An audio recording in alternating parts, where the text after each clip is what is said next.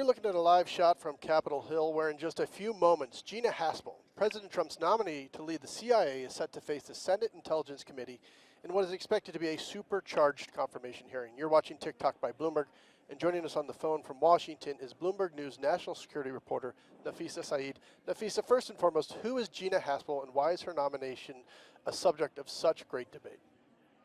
Gina Haspel is currently the acting CIA director, so she's taken over since Mike Pompeo became Secretary of State.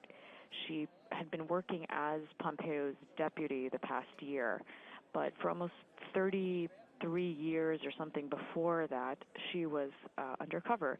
So we didn't really know who she was before, or she'd been working in the clandestine nature of the CIA, so we didn't really, know much about her previously, and then now she's sort of emerged to the fore, now is vying for the top spot, been nominated by President Donald Trump to take over the CIA. So she's now facing her confirmation hearing, which is today. She'll be before the Senate Intelligence Committee, and the reason it's, like you said, such a great debate is because of her past when she was involved with the CIA counterterrorism efforts after 9/11, and some of her involvement in what is called at that time the enhanced interrogation programs of the CIA. And it looks like there's already protesters in the room, and she hasn't even entered it yet. Looks like they're taking out, they're arresting someone who's, I can't understand what they're quite saying, but I mean, they might be protesting exactly what you're talking about, her role in these harsh interrogation tactics after 9/11 in a black site in Singapore. So what is she going to say? Talk a little more about that situation. Sure. So there's been a lot of reporting, about what her role was. So at that time in 2002, she was head of what is called a CIA black site in Thailand. And so during that time, terrorist suspects, some from Al-Qaeda, for instance, were taken there and subjected to, like you said, some harsh interrogation techniques, which have been deemed torture by many human rights groups and others, and as well as some of the senators who are opposing her. And so this is now the question of what did she do during that time? Did she sort of endorse these tactics that were used? It's important to note that those tactics were then banned under the Obama administration. But because she's going to be taking the helm of the CIA, senators want to know, what did she actually do at that time? So in 2002, it's been reported that at least one suspect this terrorist suspect named Abdurrahim al-Nashiri was subjected to waterboarding several times, and other tactics were used at that site. And then subsequently, she was involved in the destruction of videotapes of those interrogation sessions. And so she issued a cable or a memo ordering the destruction of those tapes. Now, the CIA has declassified a memo around that action, confirming that she did issue that cable or memo, but that she was, basically just following orders from her boss at that time. And so she'll obviously face great grilling on that and her role in it and what happened afterwards, but she will bring it up in her prepared testimony that you've already seen. What does she say about her stance on harsh interrogation tactics as the director of the CIA? Right. So she, in some of the excerpts we've gotten already of her prepared, testimony, she kind of acknowledges that this is something that people, she says, around the country want to know what her views are on this former detention and interrogation program. And in one, perhaps the most categorical statement in her testimony that we have right now is that she's saying that she offers a personal commitment, is how she puts it, without reservation, that she won't restart a detention interrogation program or such a detention interrogation program.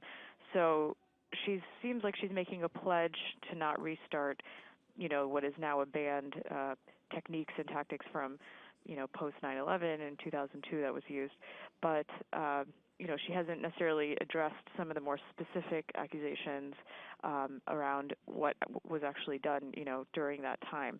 So it sounds like she's going to be trying to reassure senators that, I'm not going to redo some of those same things, but we don't necessarily know if that means that she's going to come out and say, I'm not going to waterboard, or I'm not going to do this, or I'm not going to let the CIA do that. So I think those are some of the questions that we're going to hear more explicitly. If you're just joining us, you're looking at a live shot of the Senate hearing room where moments from now, Gina Haspel, the nominee to head the CIA, is set to face her confirmation hearing. Joining us on the phone from Washington is Bloomberg News national security reporter Nafisa Saeed. Nafisa, let's get back to what you're saying about that interrogation tactics and what she'll do as her role as the head of the CIA, because the president, her boss, has come out in support as a candidate for some of these harsh tactics. Exactly. When then candidate Trump, before he became president, used the idea of torture as a way to show that, he was going to be tough on terrorism and crack down, even saying things like, quote, torture works, or that he would bring back some of these techniques. So, he's endorsed it. He's kind of tamped down on some of that, saying he'd, defer to, that maybe those aren't as effective methods. But, he has endorsed it. So, we've heard from some senators saying, would she stand up to the president if he said, hey, let's, waterboard people again? Would she stand up to him and say, we're not going to do that? Or, is this now an alignment where something like that could happen again? And will that be the main thing her opponents press her on today, or what else will they be hitting her on? I think that's going to be the highlight. That's going to be key. They want to know, but I really think they're going to try to dig and get to find out exactly what her role was, especially, when it comes, even as micro as that seems, but that's key because they want to know what was her decision making and how much did she endorse those tactics at that time, right? So if she was head of one of those block sites, so how involved was she, in actually the deployment of, say, waterboarding, and how much did she think that was, necessary at that time? Because if they think that she, advocated for it then that might make them skeptical of her pledges now to say she won't do something like that again. So I think they're going to really be pressing her on her views on torture, views of interrogation, and then also getting really down to what her role and why she did certain things and how involved she was, to what extent. How has President Trump and his administration gone about defending Haspel's nomination? It's been full court press, we might say. You've seen everything from calls with reporters, with the director of legislative affairs from the White House. They've sent out multiple press releases, lists of praise of her. Sarah Huckabee has tweeted about her, talked about her in the briefing room. We've even had the president tweet about her the last 2 days, saying that, people are opposing her because she was, tough on terrorists. So there's been, from the top, there's been a complete endorsement, not to mention the CIA actively also advocating for her and trying to, create sort of a persona of her by disclosing certain, details about her life and creating a narrative about who she is, especially since she was undercover for so long. So you've seen a very huge effort, which has been criticized even by some ex-intelligence officials, saying, that shouldn't be the role of the CIA to sort of become a lobbyist for, someone that's trying to head the agency. So it's been an interesting kind of trend to watch over her nomination process. So we've really seen, a very active campaign in trying to promote her. If you're just joining us, you're looking at a live shot of the Senate hearing room where Gina Haspel, the nominee to head the CIA, is set to face her confirmation hearing any moment now.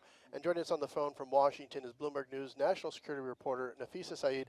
Nafisa, you're talking about people coming out in defense of her, former CIA people, even people who have spoken out against the president himself have come out in defense of her. Exactly. What is her reputation internally like at the CIA? Well, from what we've heard from former, officials, former CIA officials, intelligence officials, she seems to be well liked and respected because she's, a lifelong CIA officer, and so they seem to think that she's somebody you would want to have, steering the agency as opposed to someone from outside. And they think that she would be good for morale because she knows where, the staff are coming from. Like you said, even people like former CIA Director John Brennan, who served under Obama, as well as former Director of National Intelligence James Clapper, and many others who even served under Obama and other people, have come out in support of her, saying that this is the person you want leading the CIA. And so that's been interesting because these are people who, like you said, have not been, even as of yesterday, I saw, comments from Brennan and others criticizing his decision to pull out of the Iran deal. So these aren't people who are necessarily friendly to President Trump, but they are saying that this is a good move to appoint her as, or to confirm her as head of CIA. So as you were just talking there, Nafisa, Gina Haspel is now in the room. She's actually up on the diocese meeting all the members of the Senate Intelligence Committee, shaking hands, giving hugs to Joe Manchin right there. Seems like she's getting a warm reception right now. Let's go back to last Friday before things started last Friday. And she almost backed out of the nomination. Right. There were some reports, the Washington Post and some other outlets reported that she had sort of said, I think I'd like to withdraw because, maybe it could be damaging for the CIA's reputation. And then there seemed to be some type of frantic push by the White House to make sure that, she stayed in the game. So it seems like, there may have been some hesitation reportedly, but she seems very committed at this point. From even yesterday, she was, the last several days, she's been on the Hill meeting with people, like you said, Joe Manchin, who says he's still not, made a decision either way. So she's been trying to, win some of these people over on the Hill. All right, it just seems we're just moments away, Nafisa, from the start of this hearing. What are the odds that she makes it through and gets confirmed?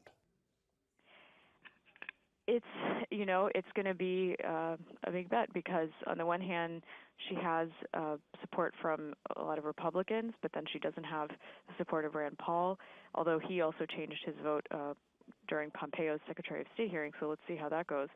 But then also, she needs at least one Democrat because Senator John McCain is not present. So it's going to be really interesting to see how she's going to be grilled. It's going to be tough.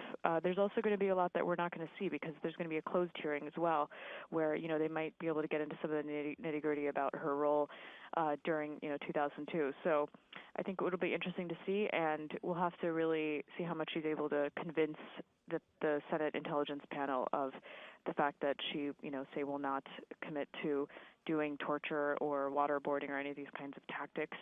So I'm expecting them to really press her. And so we're going to have to see how far she's willing to go on record. Well, it looks like they're getting ready to start Gina Haspel's confirmation hearing to head the CIA. Bloomberg News national reporter Nafisa Saeed, thank you for joining us. This is TikTok by Bloomberg. Let's listen into the hearing. It is the tradition of this committee to have nominees in front of us in open and closed session. It's also incumbent on those who attend in the audience that they recognize the order that we expect. The chair would announce now, I will not be lenient. If there are outbursts, you will be cleared from the room and it will be done immediately. So for the benefits of members and for the benefit of our witnesses, if you're going to do it fast, do it early, and be gone. I'd like to welcome our witnesses today. Our witness, Acting Director of the Central Intelligence Agency, Ms. Gina Haspel. Gina, congratulations on your nomination. Our goal in conducting this hearing is to enable the committee to begin consideration of Ms. Haspel's qualifications and to allow for thoughtful deliberation by all members. She's already provided substantive written responses to more than 100 questions presented by the committee and its members. Today, of course, members will be able to ask additional questions and to hear from Ms. Haspel in open and closed session. Gina, you've been asked to lead what I believe is one of our most treasured assets in this nation during a period of profound change. The Central Intelligence Agency is one of the principal members of the United States intelligence community and is tasked with collecting foreign intelligence through human sources and by appropriate other means. The CIA operates in the shadows. Its officers are often undercover and sometimes work in hostile and austere environments. It's not simply a job for many, but it's a lifestyle, one that you have lived honorably for more than 30 years. The clandestine nature of the agency's work, however, is both its greatest capability and its most challenging liability, as its activities are outside the public view. We address that liability by calling upon the President to nominate individuals with unwavering integrity, and the Senate approves only those who we are assured will lead this organization lawfully, ethically, and morally. Gina Haspel was born in Kentucky, the oldest of 5 children, where she returned after attending high school in England. She originally told her father, who served in the United States Air Force, that she wanted to attend West Point, only to be gently reminded that West Point at the time did not admit women. That didn't dilute her sense of service, and after graduating from the University of Kentucky, Gina went on to work as a contractor with the 10th Special Forces Group. It was in Fort Devon that Gina learned about the CIA, a place where she could serve along with other women doing clandestine work around the world. Since her departure in 1985, Gina's developed an extensive overseas experience and served as chief of station in many locations. In Washington, she's held numerous senior leadership positions, including Deputy Director of National Clandestine Services. Gina, I've reviewed the material provided by you and have spoken to you personally many times.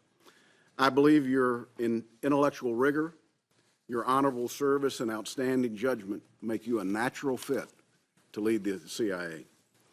I can assure you that this committee will continue to faithfully follow its charter and conduct vigorous and real-time oversight over CIA's operations and activities. We'll ask difficult and probing questions of you and your staff, and we will expect honest, complete, and timely responses. The American people allow the CIA to operate in the shadows because they have a trust in oversight, and I take that responsibility seriously. Now, some may seek to turn this nomination into a trial about a long-shuttered program. I'd like to set the record straight and make clear to those in attendance and the American people that this hearing's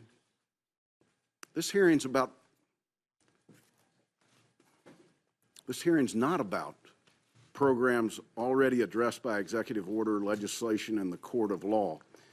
It's about the woman seated in front of us. Gina, I've reviewed your records closely. I've read your detailed and thoughtful answer to the committee's pre-hearing questions, and I've spoken with you many times over the years. You are, without a doubt, the most qualified person the President could have chosen to lead the CIA and the most prepared nominee in its 70-year history. You have acted morally, ethically, and legally over a distinguished 30-plus year career. You have operated under authority signed and granted by the President of the United States at the direction of the Director of the Central Intelligence Agency and according to the legal guidance provided by the Attorney General of the United States. Those who have issues with programs or operations conducted years ago should address those concerns and their questions to former presidents, former directors, and former attorney generals. This hearing is about how you'll lead the Central Intelligence Agency into the future, not how you faithfully executed missions in the past. Moreover, you conducted yourself in such a way that your supervisors have uniformly praised your conduct over your lengthy career. Those supervisors commended you for frankness, firmness, and fairness, your moral courage, your integrity, your operational judgment, and professional presence. They've commented on your leadership skills and success in creating a more inclusive and fair workplace, and admired your operating at great personal risk to collect intelligence necessary to keep America safe. Gina, you have the unique experience one only gains from growing up in the CIA. You have the moral strength to speak truth to power. You have learned from the past mistakes of your organization and made clear they will not be repeated. In the days after 2001, you did not just talk about what should be done.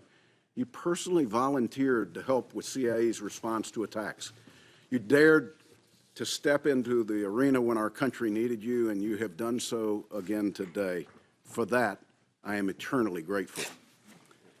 I look forward to supporting your nomination and to ensuring its consideration without delay. I want to thank you for your willingness to serve your country, for your years of service, and I look forward to your testimony. I now recognize the Vice Chairman for any comments he might make. Thank you, Mr. Chairman. I'd like to join you in welcoming Ms. Haspel. Gina, it's nice to see you again, and congratulations on your nomination. The position of Director of the Central Intelligence Agency is one of the most important in our government. The CIA Director serves as a key figure in our intelligence community. He or she leads the premier human intelligence agency in the world, the largest all-source analysis workforce in the intelligence community. The CIA Director is responsible for providing the intelligence that informs policymakers working on every major national security and foreign policy problem facing our country. As former Director Pompeo's recent trip to North Korea demonstrated, the Director can also be tasked with unusual diplomatic missions. Directors represent the face of the U.S. intelligence community to the entire world, and they should be qualified for that task. Gina Haspel is among the most experienced people to be nominated for the position of Director of CIA. While I remain disappointed that the agency was not more forthcoming in providing and declassifying information about her service, she has served our nation for 33 years in a variety of roles all over the world. I also understand that Ms. Haspel is the first operations officer in more than 5 decades who has been nominated to lead the agency. And, as we've seen with some of the folks who are here, I know she enjoys broad support within its workforce. But many people, and I include myself in that number, have questions about the message the Senate would be sending by confirming someone for this position who served as a supervisor in the Counterterrorism Center during the time of rendition, detention, and interrogation programs. Ms. Haspel has acknowledged the history of the program. She stated that the law has changed and the RDI program is no longer legal. She is committed to upholding the law. I appreciate that, but it is not enough. The secrecy inherent in the CIA's work demands that the Director honor and follow the law, particularly in the dark spaces where the IC often operates and when the glaring light of public scrutiny is non-existent. No one should get credit for simply agreeing to follow the law. That's the least we should expect from any nominee, and certainly from the Director of the CIA. For those in the chamber who have argued that no one who participated in the RDI program should ever be promoted, I know there are some who feel that. And while I have expressed on many occasions my own objections to the RDI program, I think we have to recognize at that time the country had just been attacked. People throughout the government were frightened of more imminent attacks and didn't know what to do. And the RDI program was absolutely an outgrowth of that fear.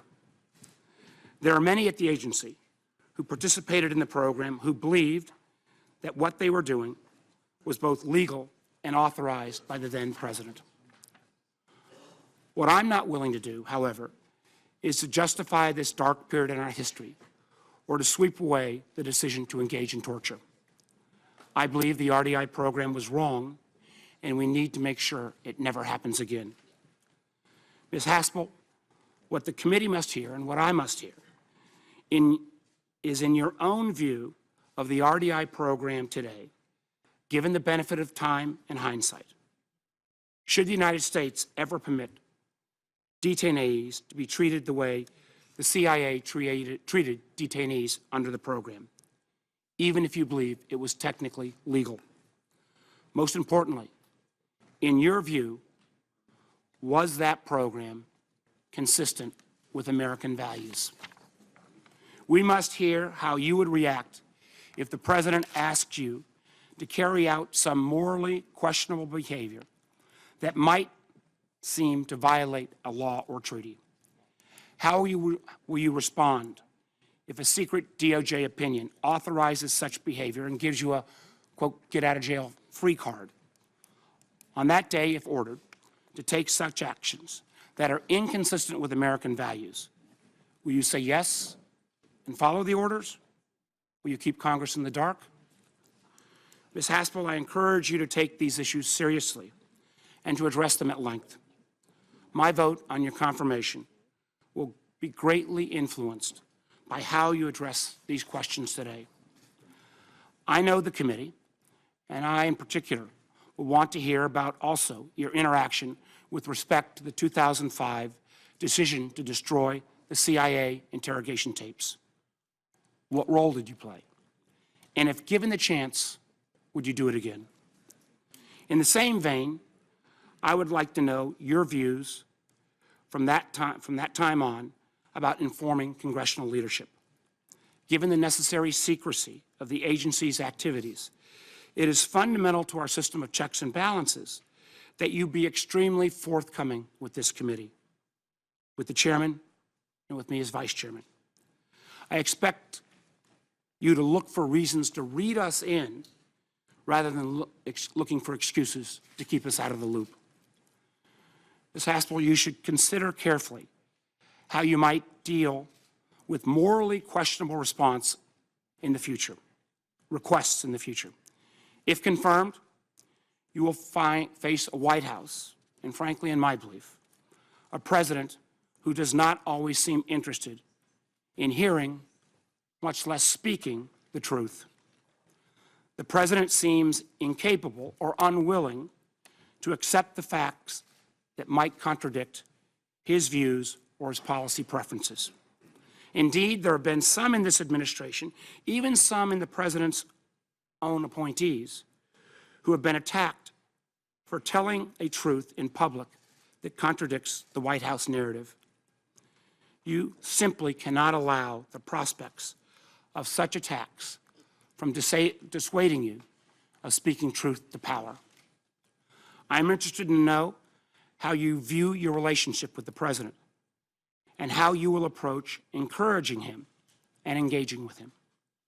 We have seen on many occasions that this president has no qualms about completely circumventing members of his own administration, even when making policy that falls within their agency's jurisdictions. At the end of the day, do you believe you'll be in the room when it matters? And if you're in the room, will the president listen to you when you tell him something is a bad idea? Finally, Ms. Haspel, I will end with what I hope is an easy but critical request. As you know, this committee continues its investigation into Russian interference in the 2016 election. I will expect your commitment to continuing cooperation with us and with the Mueller investigation in the future. I hope you will agree that it is critical that both of these investigations be permitted to proceed independently and completely towards their own conclusions without White House interference. Gina, again, congratulations on your nomination and for your very important work on behalf of our country. Thank you, Mr. Chairman. I yield back. I thank the Vice Chairman. It's now an honor to recognize two of our former colleagues. Welcome to each of you, and I will recognize Senator Chambliss and then Senator Bayh for their introductions. Senator Chambliss. Thank you, Mr. Chairman, and to you, Vice Chairman Warner, distinguished members of the committee. It's an honor for me to be here with you, my dear friend and former colleague, Senator Bayh, and also with our mutual friend, Gina Haspel, obviously President Trump's nominee to be the leader at the CIA. It's hard to believe it's been a little over 3 years since I sat on your side of the dais, and while I miss my personal relationship with each one of you, I do not miss the daily decisions that you're having to make, but thank goodness all of you are here to do that.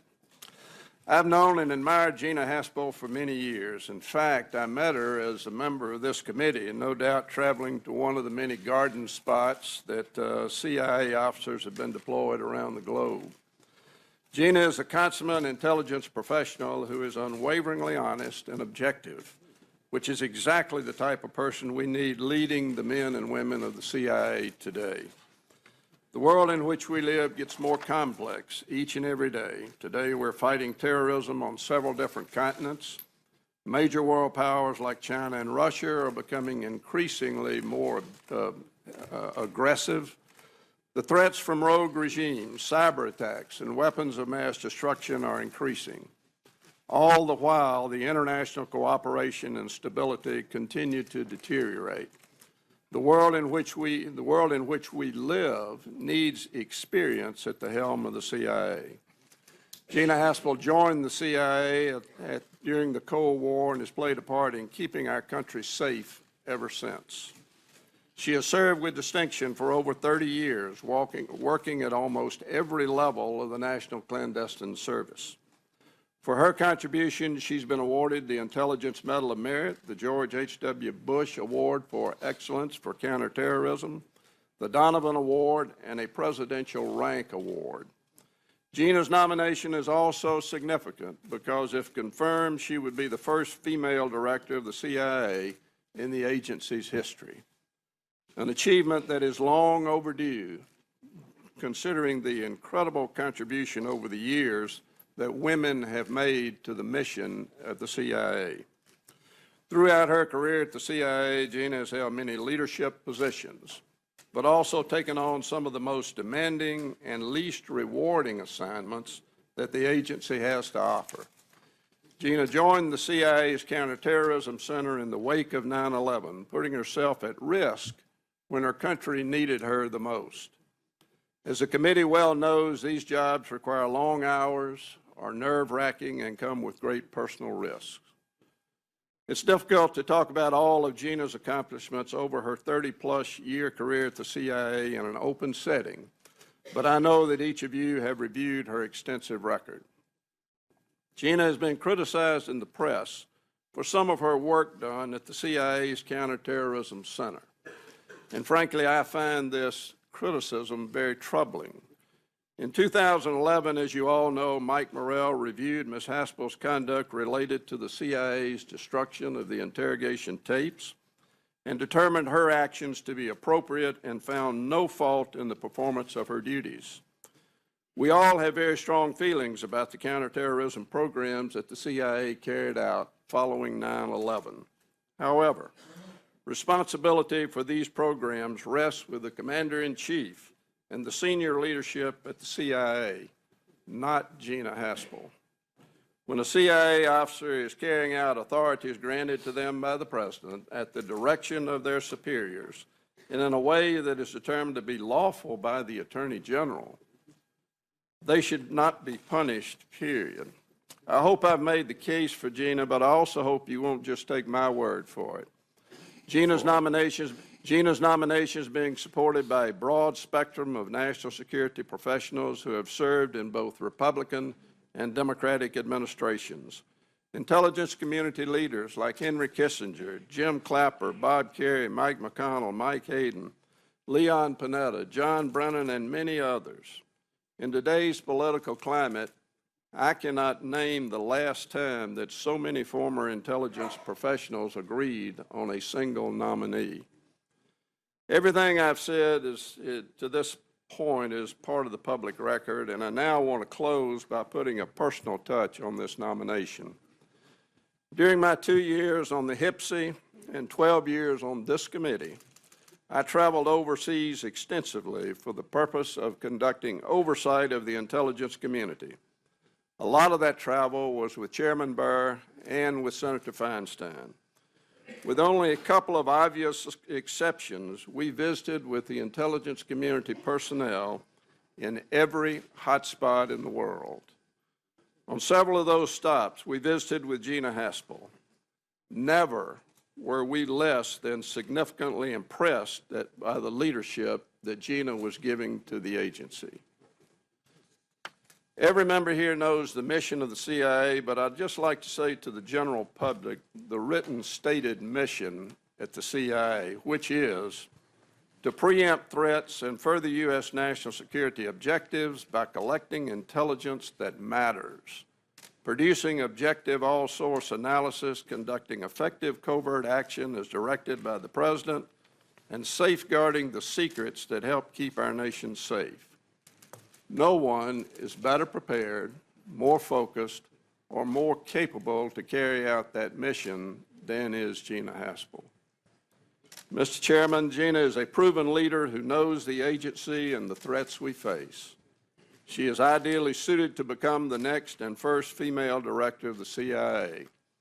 Everybody on this committee has an obligation to vet her nomination thoroughly, and I know you will. But at the end of the day, I urge you to support her nomination and send it to the floor so that her nomination can be confirmed by the Senate of the United States. Thank you, Mr. Chairman. Thank you, Senator Chambliss. Senator By. Thank you, Chairman Burr, Vice Chairman Warner, members of the committee, former colleagues, and current friends. Let me begin by thanking each of you for your service and vital work performed on the Senate Select Committee on Intelligence. Senator Chambliss and I know firsthand the important responsibility each of you bear, and I'm sure I speak for millions of our fellow citizens when I thank you for carrying it out in such an exemplary manner. It's a pleasure to be with you again to introduce Gina Haspel. My connection to this committee, Mr. Chairman, is longstanding. In fact, my father, Birch By, served on this panel when it was first created in the aftermath of the Church hearings, which documented the essential need for Congress for congressional oversight of our intelligence community, a role this nominee strongly supports.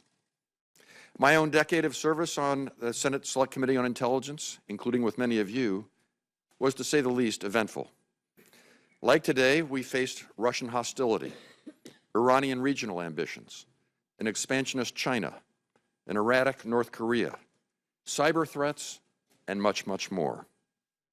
But unlike today, and thank God for that, on September the 11th, 2001, we experienced a tragedy that indelibly defined those years, when a group of suicidal fanatics killed almost 3,000 innocent men, women, and children. It was the deadliest attack on our homeland in half a century. Who can forget the image of the Twin Towers falling? Who can forget the images of people leaping to their deaths to escape the flames? When would the next attack come? How many more Americans would die? Throughout it all, this committee was an oasis of bipartisanship. No Democrats, no Republicans, just Americans working together to protect our country. Gina Haspel has done, and if confirmed, will do likewise.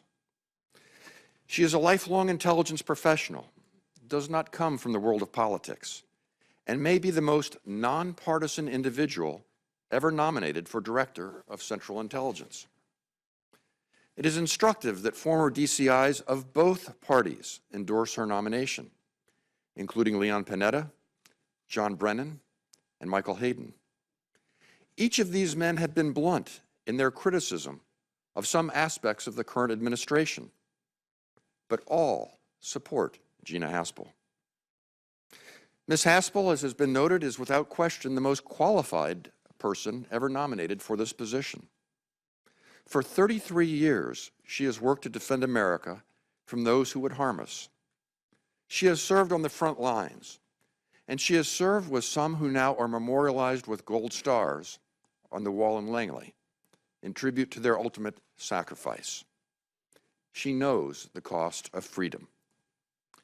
She is a clear-eyed, hard-nosed expert on Russia at a time of mounting threats from that nation. And if confirmed, as Senator Chambliss noted, she would be the first woman to serve as DCIA, sending a clear message that advancement in the intelligence community is based on merit, not impeded by prejudice. Finally, she had the unenviable, weighty responsibility of protecting American lives during times of maximum danger, while also remaining true to our core values. As Senator Warner indicated, questions will be asked today, and they should be asked today, about whether the right decisions were always made. And you should probe deeply to determine whether, if mistakes occurred during that difficult time, were lessons learned, and whether the hard-won wisdom will inform our future conduct. Under Director Haspel, I am confident it will. If approved by this panel and confirmed by the Senate, Gina Haspel will obey the rule of law. She has the experience and strength to speak truth to power. She's devoted to protecting Americans from those who would harm us, and doing so consistent with our fundamental values, because she knows that it is those ideals that are our ultimate source of strength, and those principles that make America the exceptional nation she has sworn to defend. Thank you, Mr. Chairman. Thank you, Mr. Vice Chairman. Thank you, Senator Bayh. And on behalf of the committee, I thank both of you for your service to the country and to your willingness to be here for the introduction. I would now excuse you from that table.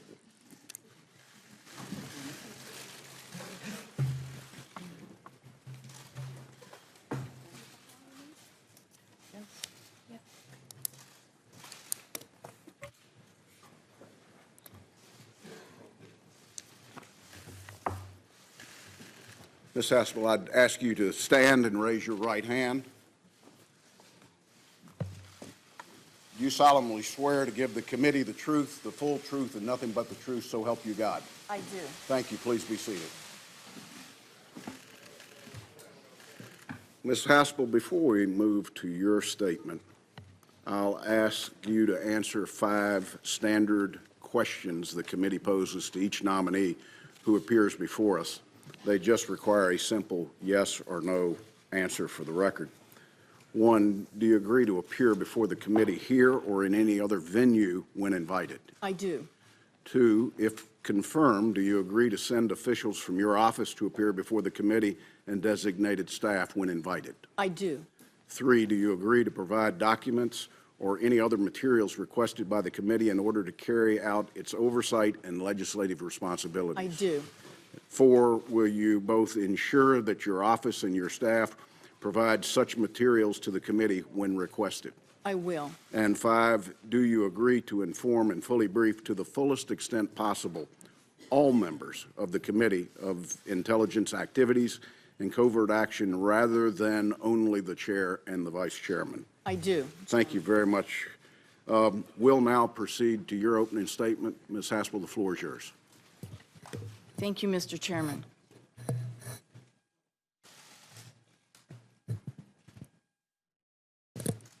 Chairman Burr, Vice Chairman Warner, and members of the committee, thank you for the opportunity to appear before you today.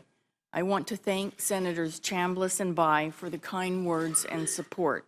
I would also like to take just a moment to recognize a few guests who have come today, including Principal Deputy Director of National Intelligence and my good friend Sue Gordon, CIA Chief Operating Officer Brian Bulletow, Mrs. Susan Pompeo, thank you for coming, the best ambassador I ever worked for, Ambassador Louis Sussman, and 2 dear mentors of mine, senior CIA officers and then later senior IC officials, Mary Margaret Graham and Charlie Allen.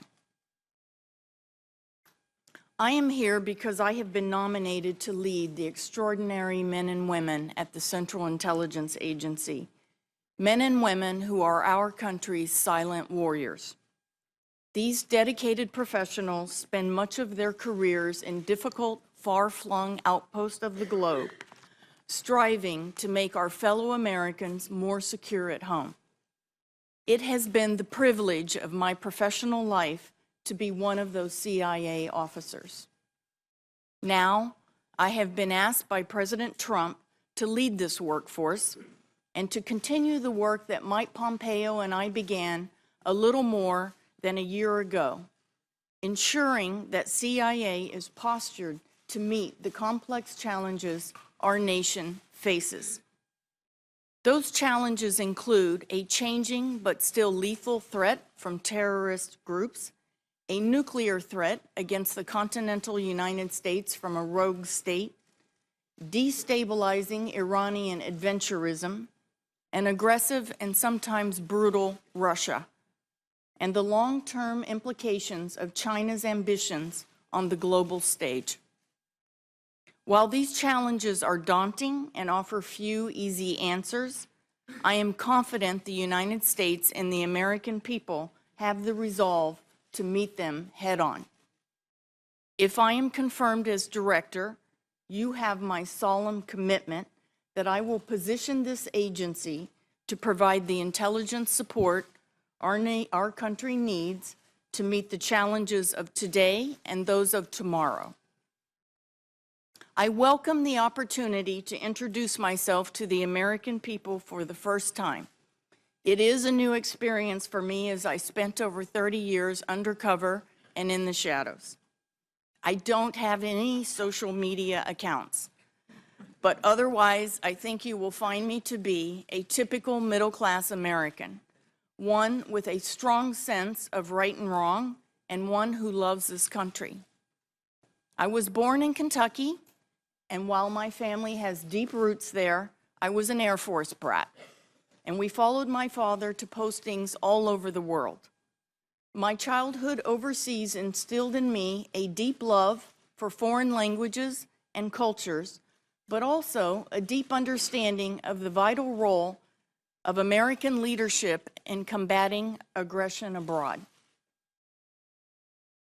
I joined CIA in 1985 as a case officer in the clandestine service. From my first days in training, I had a knack for the nuts and bolts of my profession. I excelled in finding and acquiring secret information that I obtained in brush passes, dead drops, or in meetings in dusty alleys of third world capitals. I recall very well my first meeting with a foreign agent.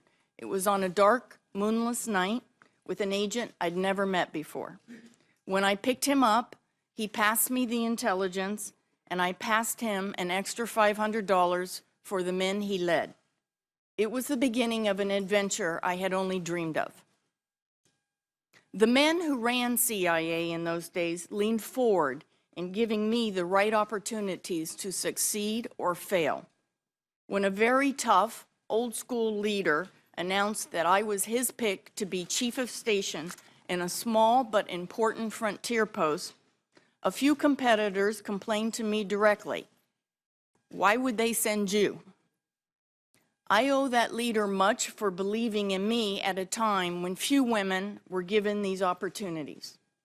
While I could have done without some of the long nights sleeping on the floor of my station, I was proud of the work we did there, including the successful capture of 2 major terrorists in the wake of the Africa embassy bombings, a counterproliferation operation that went our way, and the dismantlement of a local terrorist cell.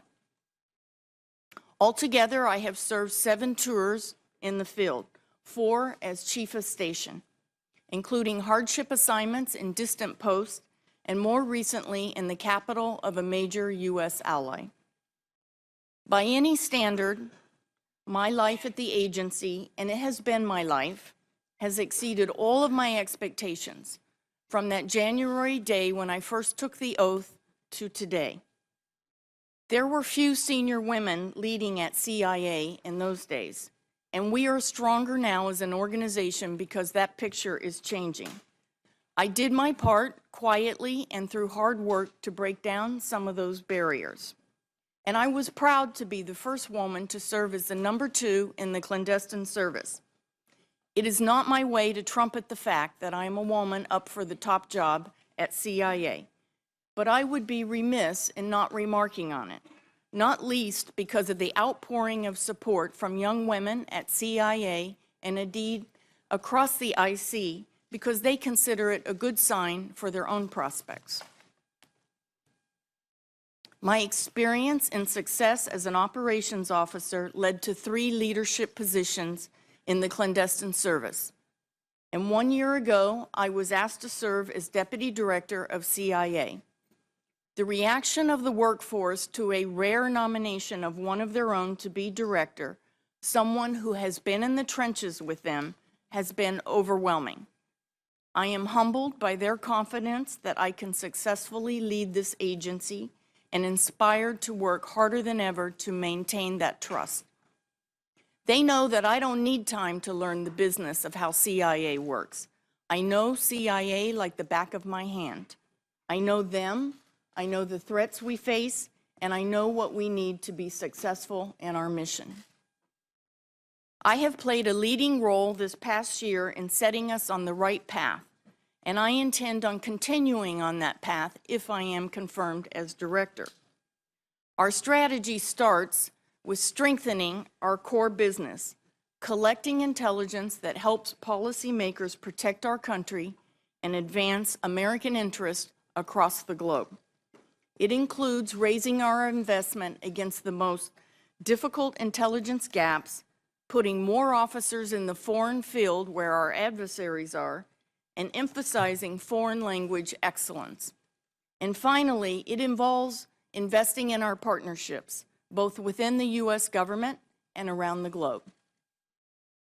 We must do everything we can to follow through on these investments and to make CIA as effective as it can possibly be, because the American people deserve no less than CIA's best effort. This is especially true when it comes to confronting threats from North Korea, Iran, Russia, and China. Today, CIA officers are deployed across the globe, sometimes at significant personal risk, collecting critical human and technical intelligence. I have spent my entire career driving operations, and if confirmed, I will be able to leverage that experience beginning on day one. I knew that accepting the President's nomination would raise questions about CIA classified activities in my career at the agency. I also understand that it is important for the American people to get to know me so they are able to judge my fitness for this position. So over the last few weeks, we have leaned forward to make more information about my record public. We have also shared details on every aspect of my career through classified channels with this committee as well as with the rest of the Senate. I think it is important to recall the context of those challenging times immediately following 9/11. For me, I had just returned to Washington from an overseas posting, and I reported for duty on the morning of 9/11. I knew in my gut when I saw the video of the first plane hitting the tower in Manhattan that it was bin Laden. I got up and I walked over to the Counterterrorism Center as the CIA compound was evacuated, and I volunteered to help. I didn't leave for 3 years. We worked 7 days a week, and I even had friends who postponed weddings and having babies. The men and women of CIA were driven and charged with preventing another attack. The first boots on the ground in Afghanistan were my colleagues. The first casualty in Afghanistan was a CIA officer and colleague. And it was CIA who identified and captured the mastermind of 9/11 in a brilliant operation. I am proud of our work during that time. The hard lessons we learned from that experience inform my leadership of CIA today. In light of my counterterrorism experience, I understand that what many people want to know about are my views on CIA's former detention and interrogation program. I have views on this issue, and I want to be clear. Having served in that tumultuous time, I can offer you my personal commitment, clearly and without reservation, that under my leadership, on my watch, CIA will not restart a detention and interrogation program. CIA has learned some tough lessons from that experience. We were asked to tackle a mission that fell outside our expertise. For me, there is no better example of implementing lessons learned than what the agency took away from that program. In retrospect, it is clear, as the Sissy Majority Report concluded, that CIA was not prepared to conduct a detention and interrogation program. Today, the U.S. government has a clear legal and policy framework that governs detentions and interrogations. Specifically, the law provides that no individual in U.S. custody may be subjected to any interrogation technique or approach that is not authorized by and listed in the Army Field Manual. I fully support the detainee treatment required by law, and just as importantly, I will keep CIA focused on our collection and analysis missions that can best leverage the expertise we have at the agency. Like I said, we learned important lessons following 9/11.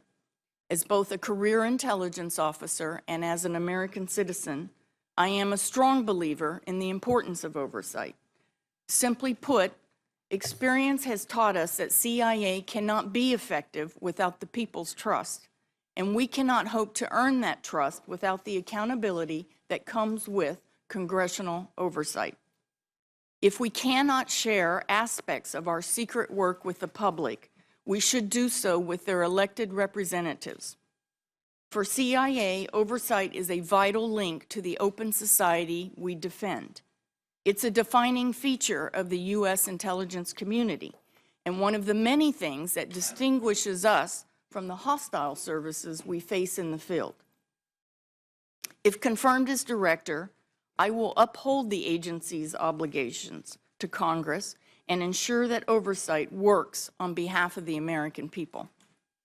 Mr. Chairman, I want to thank you and the committee for the hard work that is put into the oversight process and for the vital support that this committee provides the officers at CIA.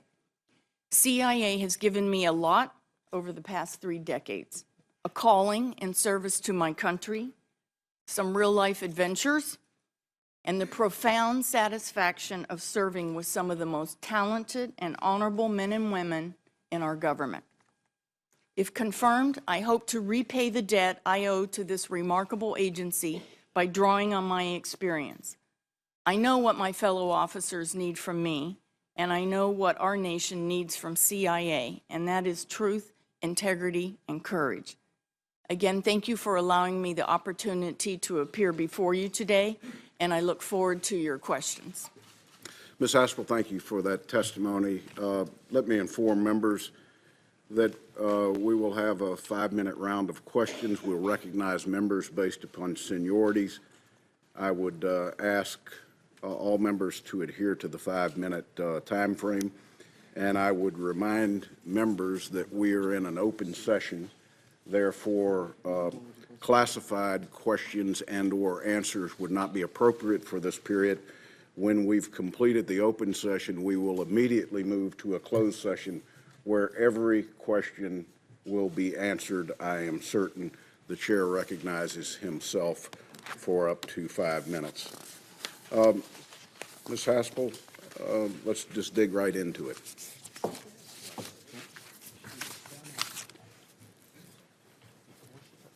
There's been much debate and much news coverage about Jose Rodriguez, the former director of the National Clandestine Service, and his decision to direct the destruction of the detainee interrogation videotapes. Can you describe for members your role in those events? Senator, yes, I can. In 2005, I believe it was fall of 2005, I was Chief of Staff to the Deputy Director for Operations, that is head of the Clandestine Service. The tape issue had lingered at CIA for a period of about 3 years.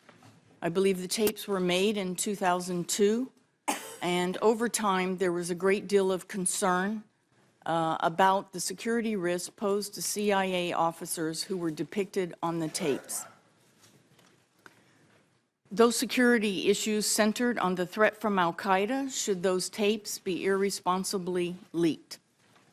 Mr. Rodriguez, who was the DDO at the time, the Deputy Director for Operations, has been very upfront and has made it clear on a number of occasions publicly that he and he alone made the decision to destroy the tapes.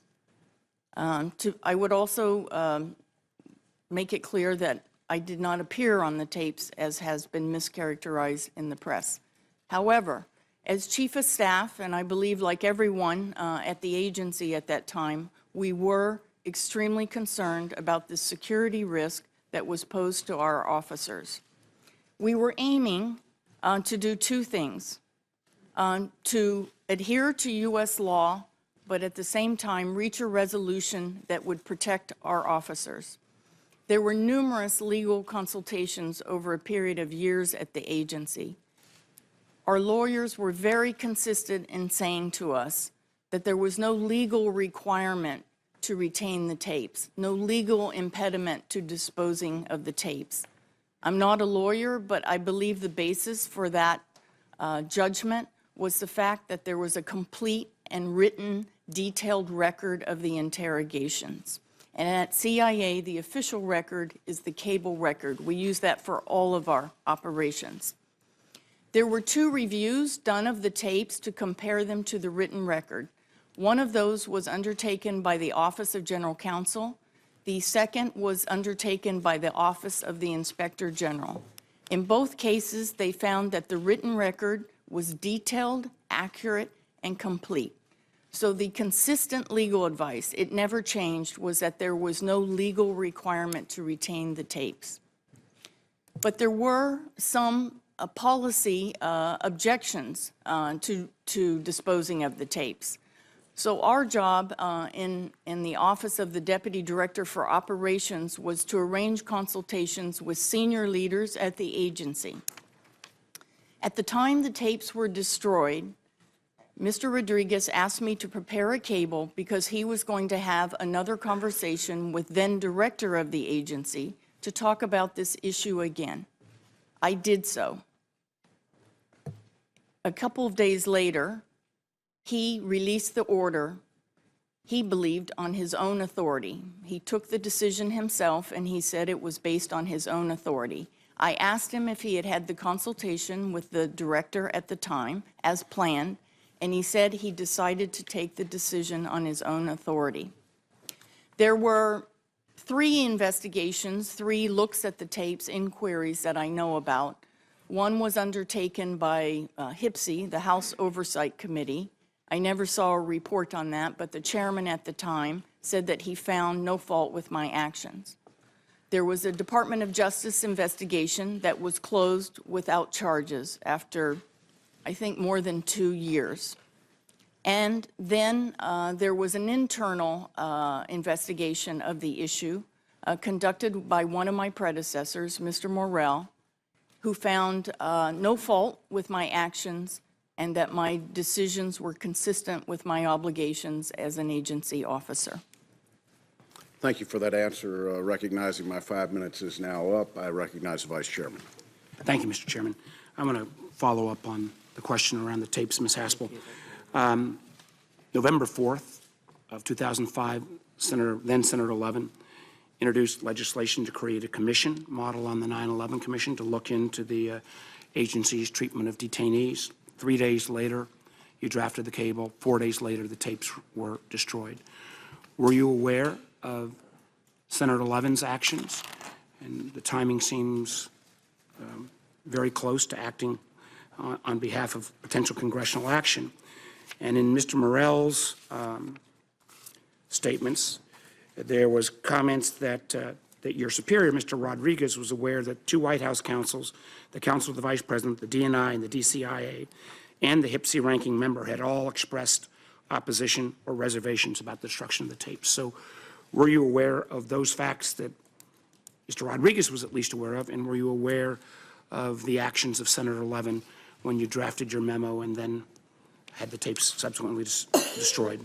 Senator Warner, what I recall were the security issues surrounding the tapes. I don't recall pending legislation. I just don't recall What that. about the issue of all of the councils, the Counsel to the Vice President, DNI, Hipsing ranking member. The fact there was. Senator, I don't know if I was aware of all of those, but I knew there was disagreement about the issue of the tapes outside the agency, and that is why we were working toward a meeting with the then director to talk about those issues and how we address those concerns of people outside the agency. So I was working toward resolution within a process. Well, with that overhang, I know other members will raise this.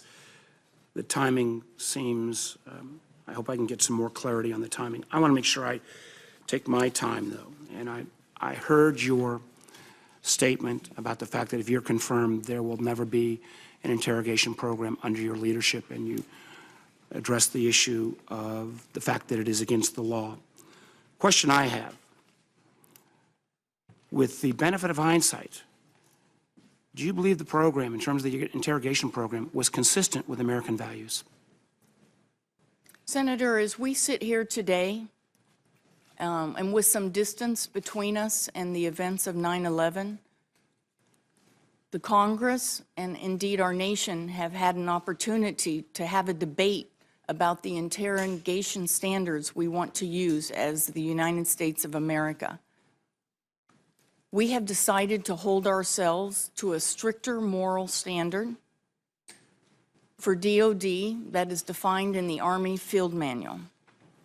I support the United States holding itself to that stricter moral standard, and I support the Army Field Manual. But Ms. Haspel, that is answering on a legalistic.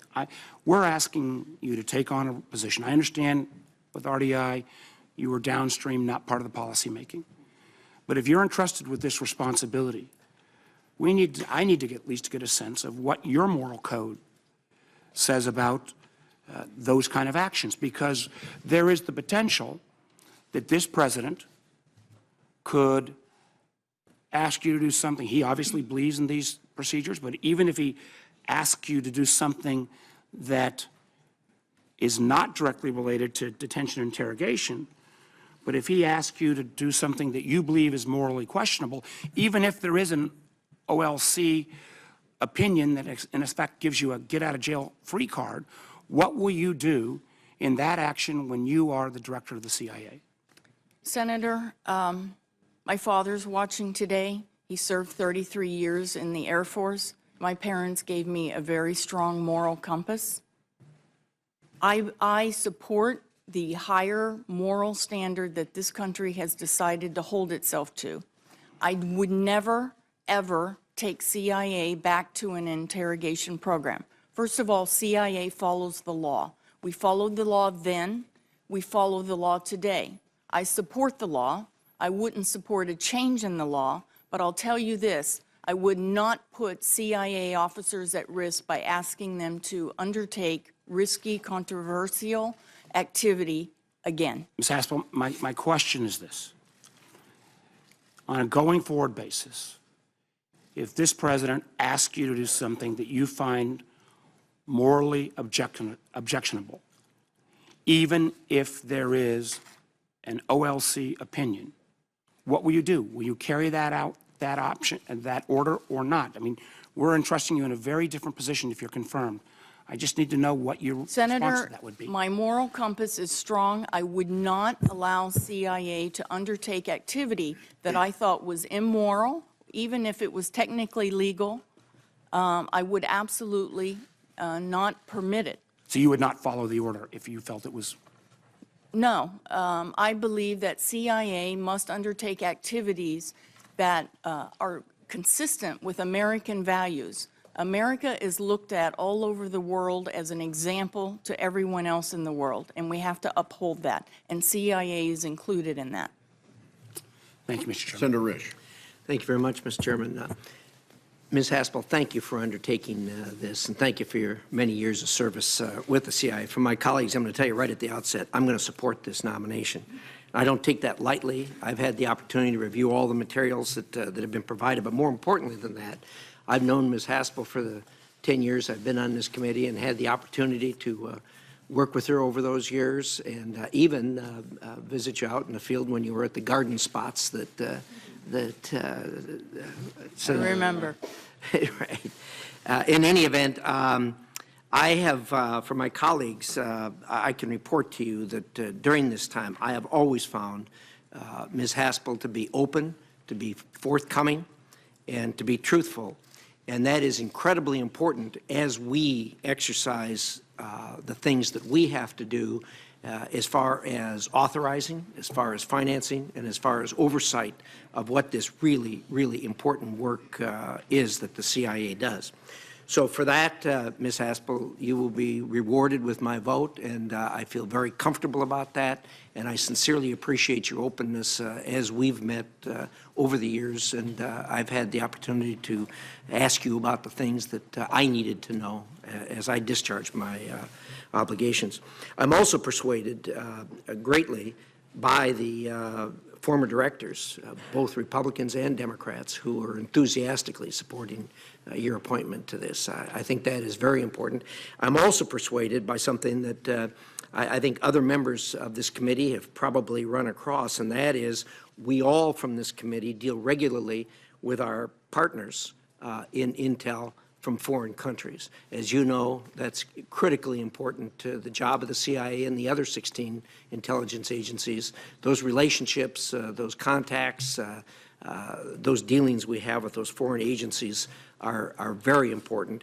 And I have to tell you that uniformly, people who I have discussed your taking on this job have been very enthusiastic about it, and they know you, they trust you, and the trust of this agency is so important when we deal with the Five Eyes or amongst the Five Eyes or with other intelligence partners. So thank you for that.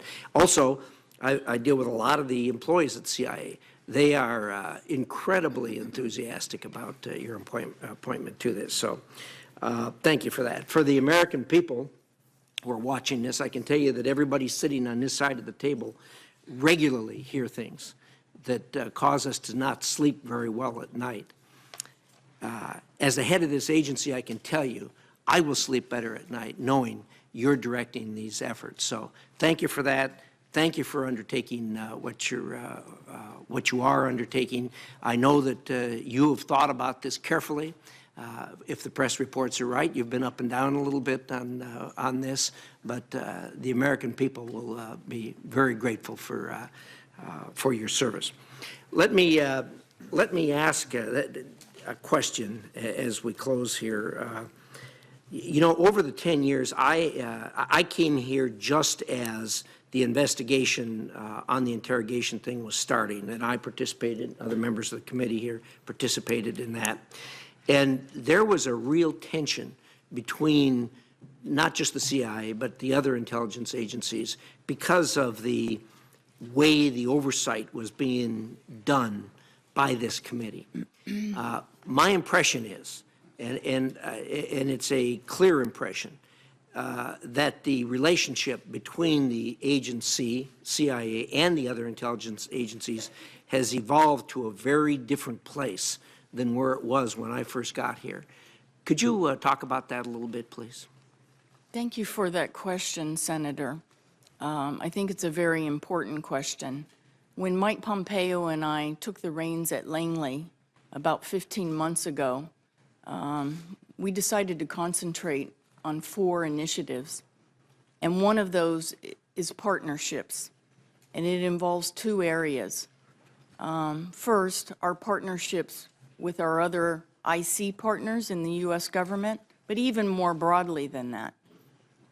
There are many important partnerships for CIA, and as you say, those partnerships are critical because it's a complex world. There is no more important partnership than the one between CIA and DOD. I have had the absolute honor and privilege to sit at the table with Secretary Mattis and General Dunford these last 15 months, to work with the JSOC commander and the other combatant commanders. I don't think that very important relationship has ever been in a better place.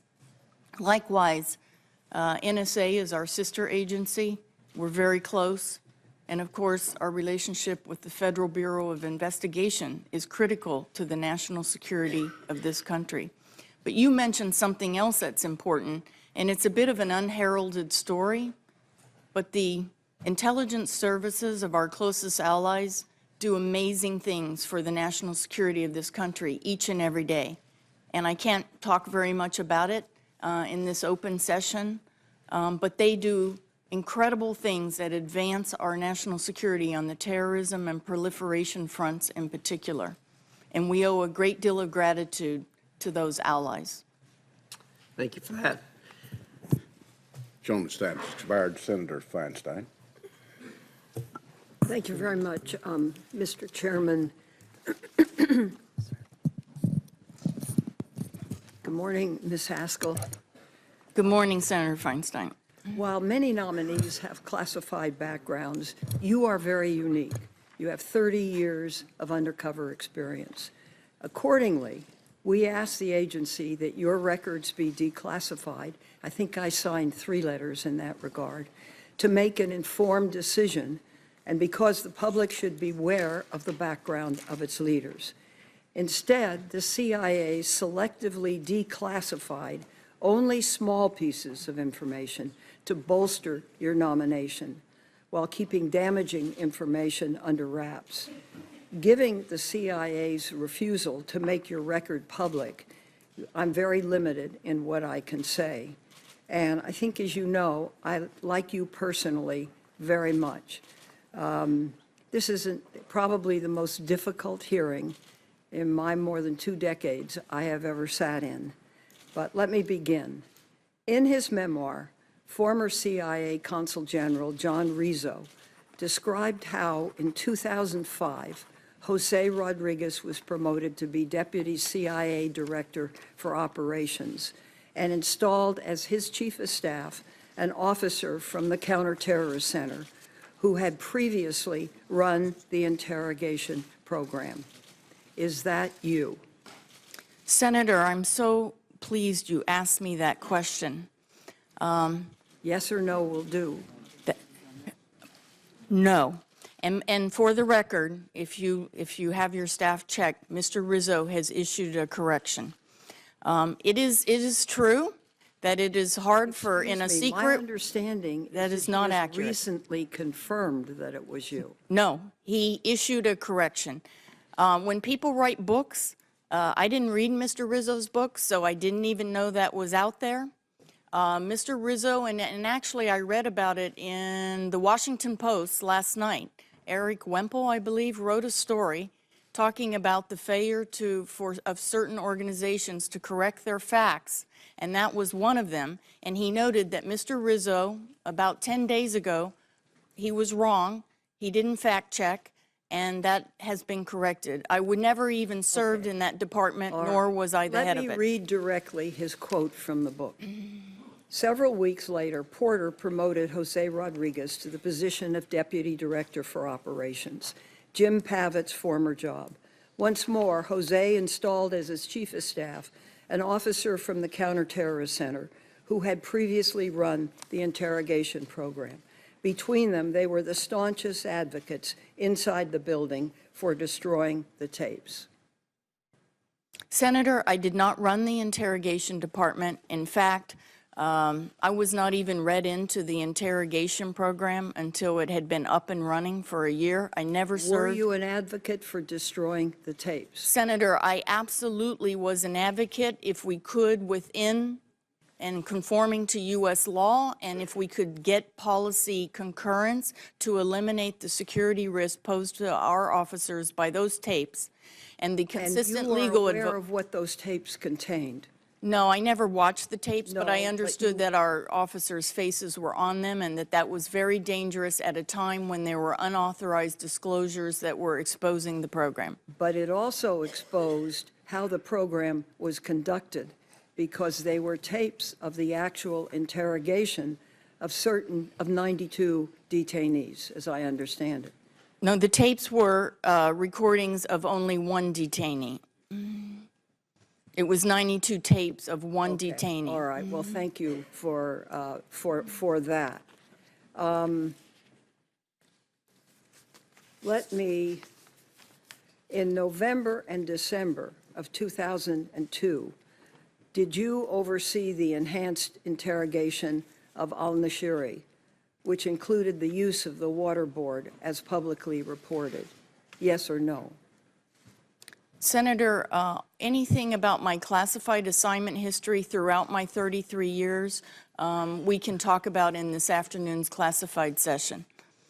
There are guidelines on, as you know, existing classification guidelines, and I should go back to your first point, which is very, very important, about why we haven't declassified more about my history. There are existing classification guidelines that apply to operational activity of any officer. It has been suggested to me by my team that if we tried to declassify some of my operational history, it would help my nomination. I said that we could not do that. It is very important that the director of the Central Intelligence Agency adhere to the same classification guidelines that all employees must adhere to, because there are very good reason for those classification guidelines. Exposing operational information can be damaging to sources and methods, as you know, but there is also a physical risk to officers who go out to the far ends of the globe and conduct dangerous missions, and they believe that their participation in those dangerous missions will be protected. It would be a security risk if we started declassifying associations between CIA officers and particular terrorist or terrorist operations. So I am adhering to the existing guidelines, and I believe that it is important and that I could not stand before the CIA if I sought for short-term gain to declassify my operational history. Thank you. Senator's time's expired. Senator Rubio. Thank you. Ms. Haspel, when I joined this committee 7 years ago, I knew as much about the CIA as the average American. Obviously, I know a lot more these days.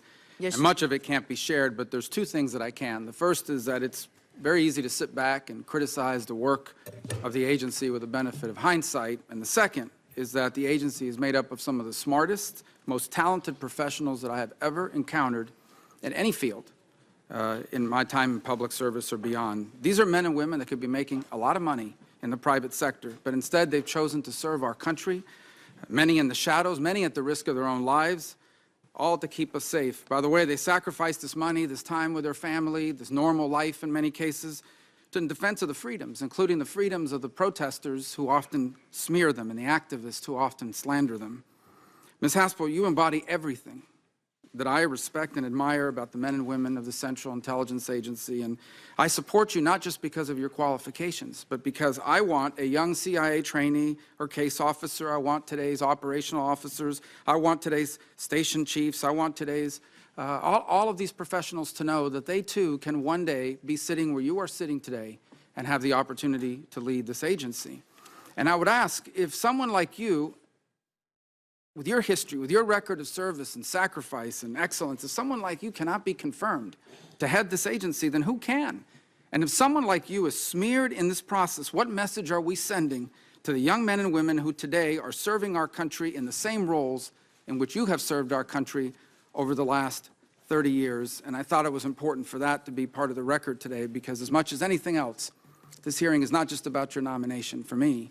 It is also about the men and women who serve us, of which I said at the outset, you embody the best of the men and women of the Central Intelligence Agency. On a policy front, I want to ask you about U.S.-China relations. For decades, American foreign policy towards China has been rooted in the belief that as they prospered economically, they would embrace democracy, they would embrace the global rule of law. That consensus, I think, by all accounts, has been catastrophically wrong. Today, China is undertaking a comprehensive effort to supplant the United States and to undermine us. And they've benefited from the greatest transfer of wealth in history through the theft and the forced transfer of intellectual property. They use unfair trade and other practices to undermine our industrial and technical base.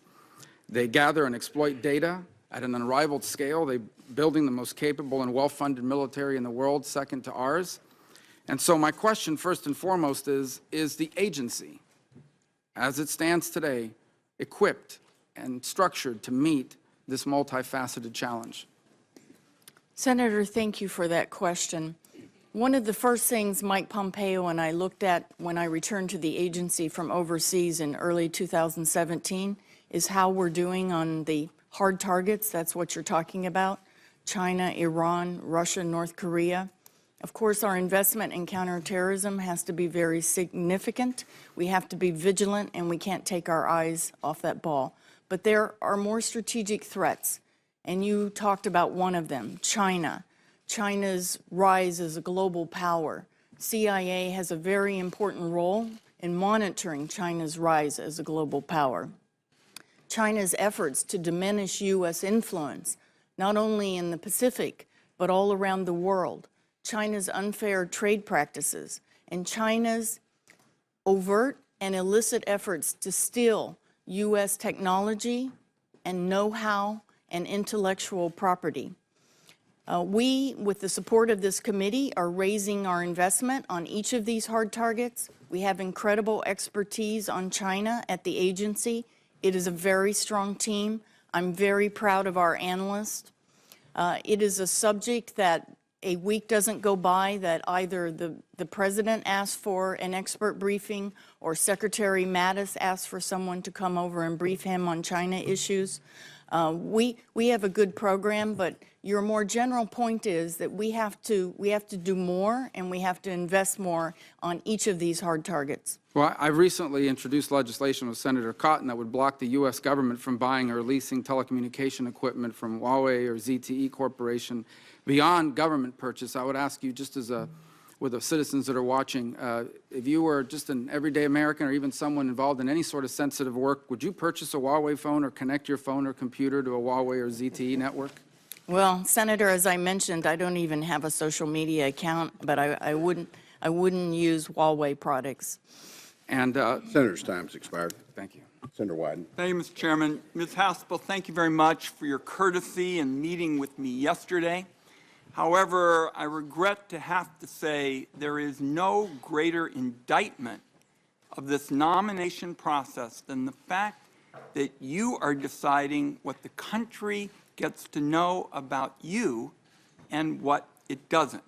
And so far, the American people have only been given information that is designed to help you get confirmed. Everything else has been classified. So I've got some questions. I think they're fairly short, and some I hope we can do yes or no. Now, you publicly released the Morell report, which some have cited as reflecting favorably about your involvement in the destruction of interrogation tapes. Do you have any objection this morning to the public release of the Durham investigation, which would give the American people more information on the same topic and which does not come from the CIA? Senator, just to be clear, the request for the declassification of the Morell memo was in response to a member on this committee. I have not read the Durham report, and I don't know the classification, so let me take that for the record, if I may. But do you have any objection? Well, I haven't seen it, so I haven't read it, so I don't know. Well, I'm going to ask you about this in the classified session, but I think in the name of fairness with respect to your role on these issues, this ought to be made public just the way the Morell report was.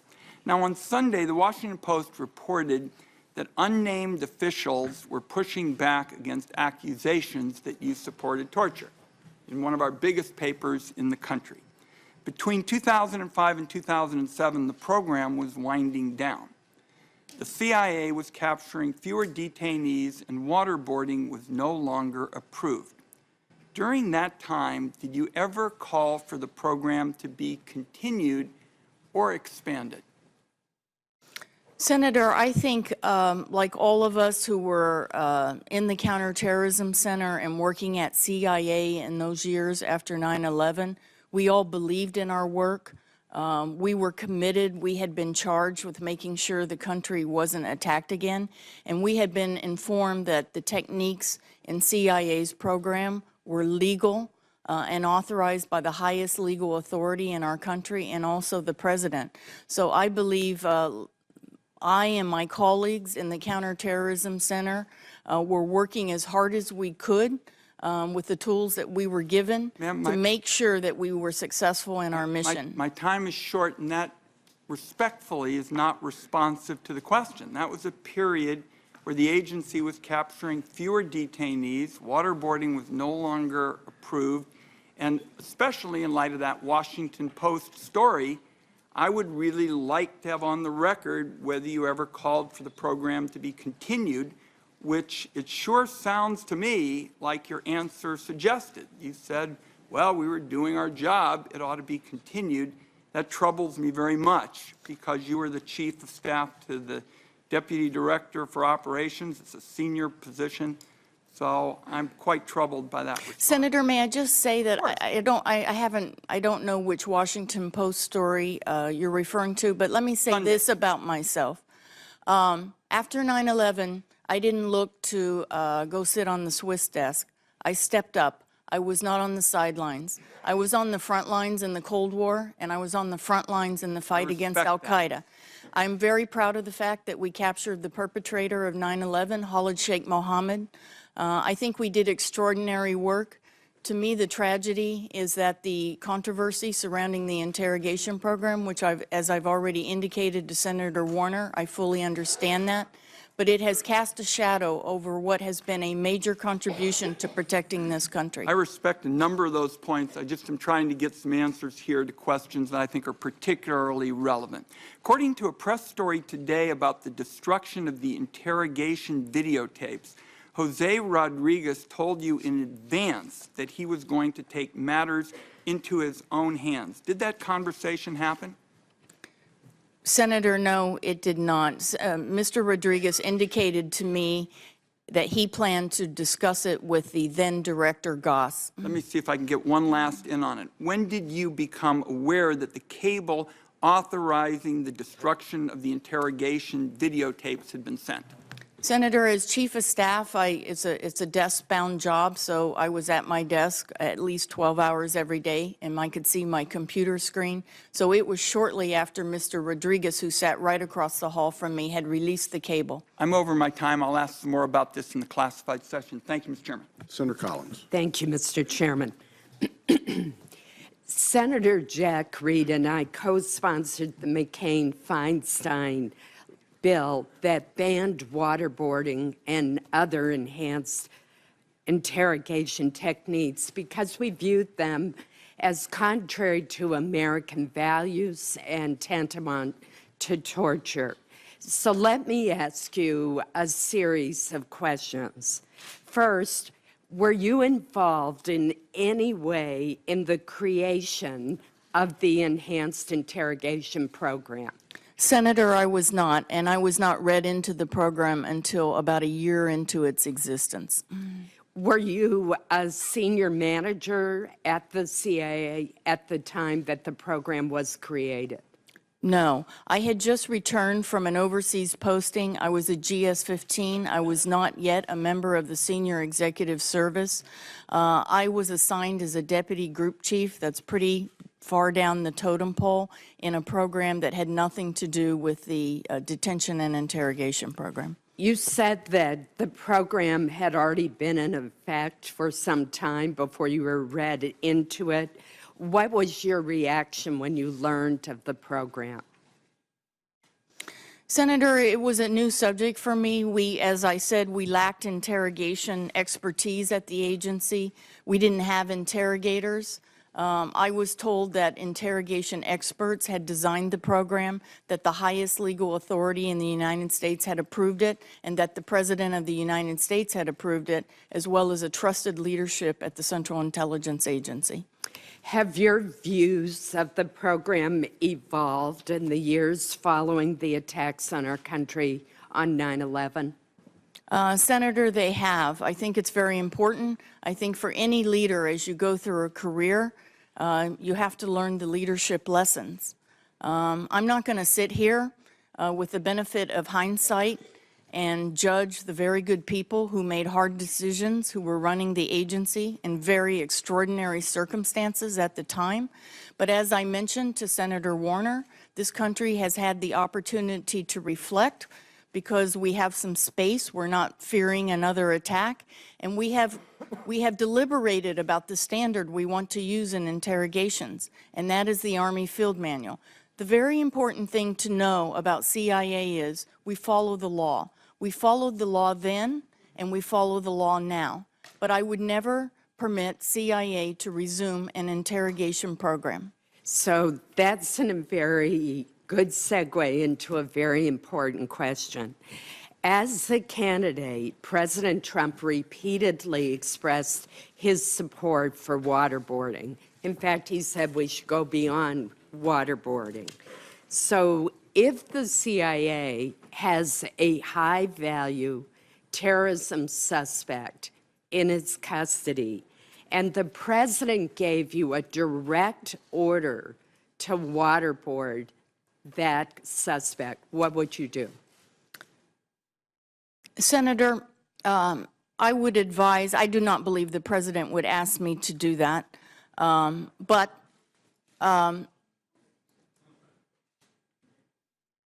we have today in the U.S. government other U.S. government entities that conduct interrogations.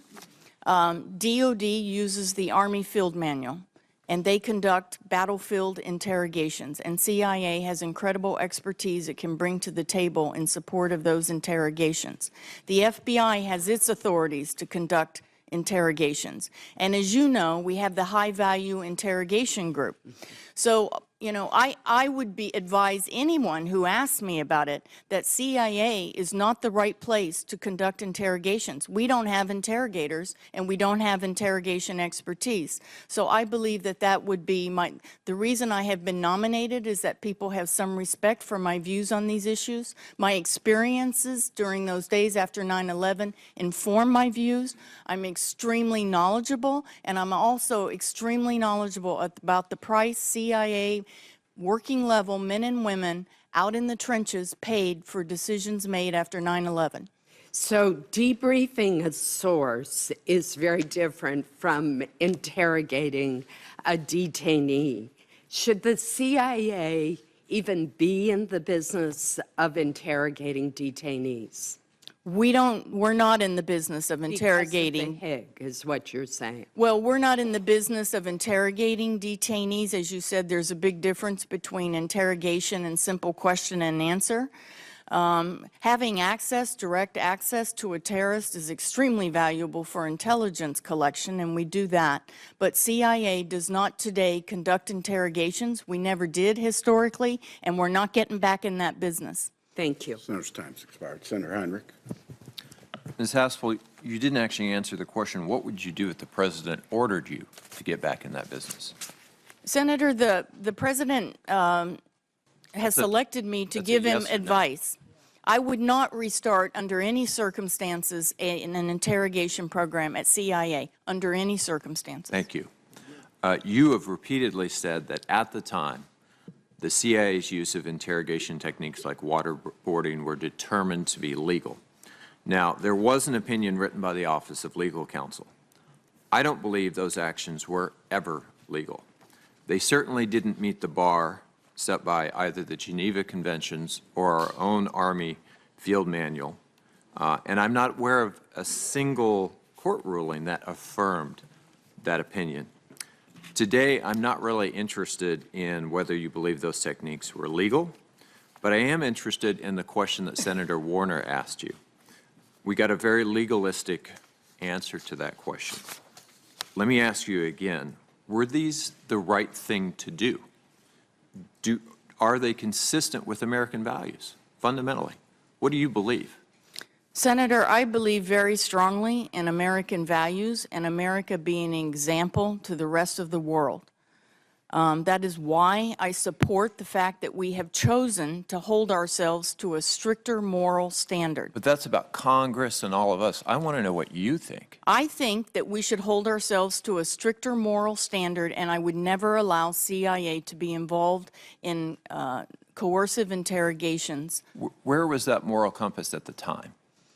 Senator, that was 17 years ago, and it's, you know, CIA, like the U.S. Army and the U.S. Marine Corps, is an organization, it's a large bureaucracy, and when you're out in the trenches at far-flung outposts in the globe, and Washington says, here's what we need you to do, this is legal, the Attorney General has deemed it so, the President of the United States is counting on you to prevent another attack. It was legal. I'm sorry? I know you believed it was legal. I want to see, I want to feel, I want to trust that you have the moral compass that you said you have. You're giving very legalistic answers to very fundamentally moral questions.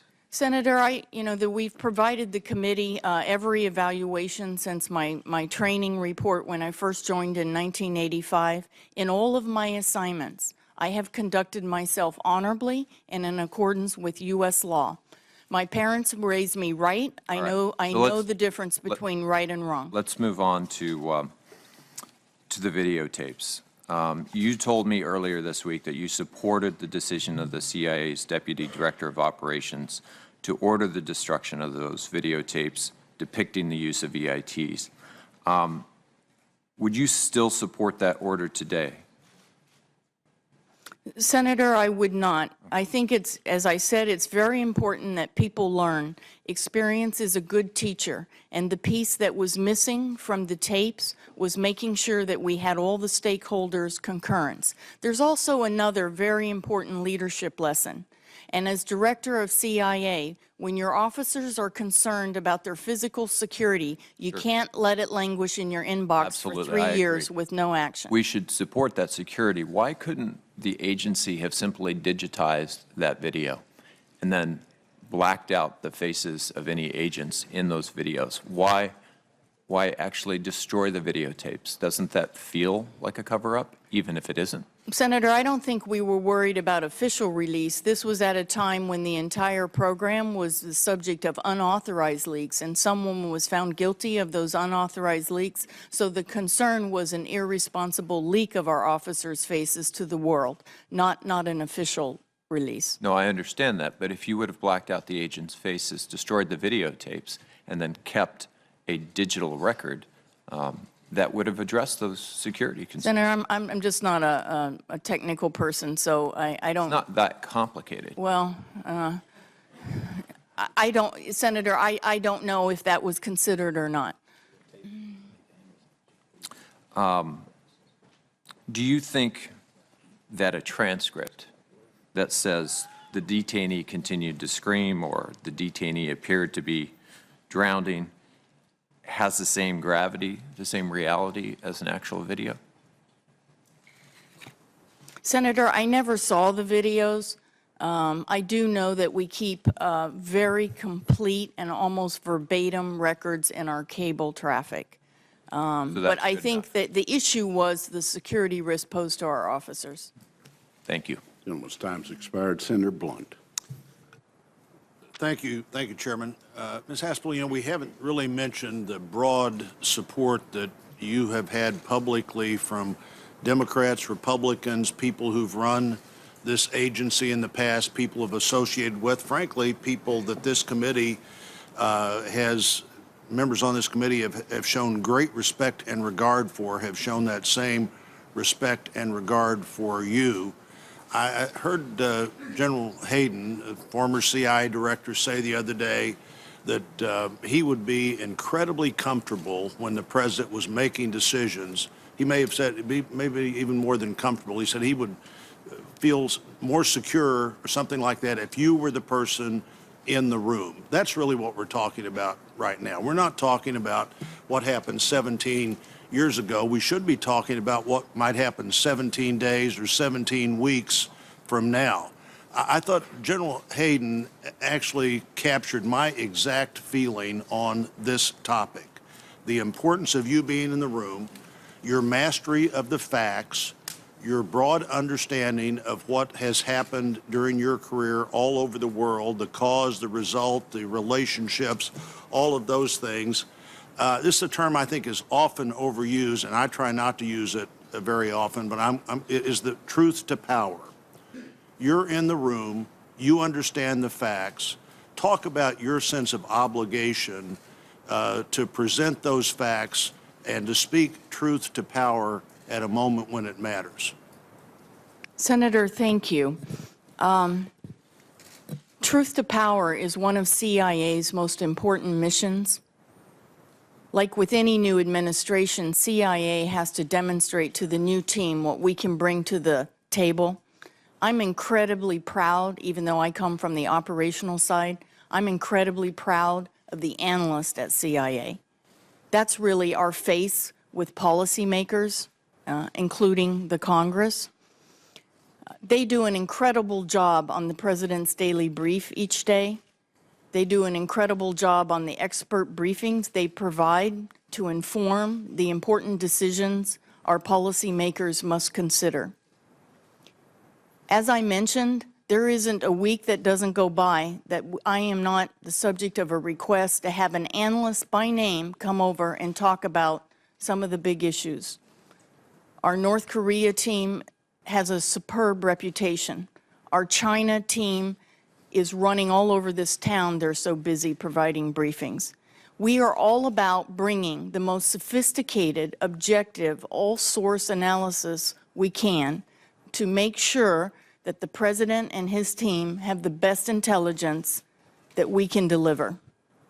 It is hugely important.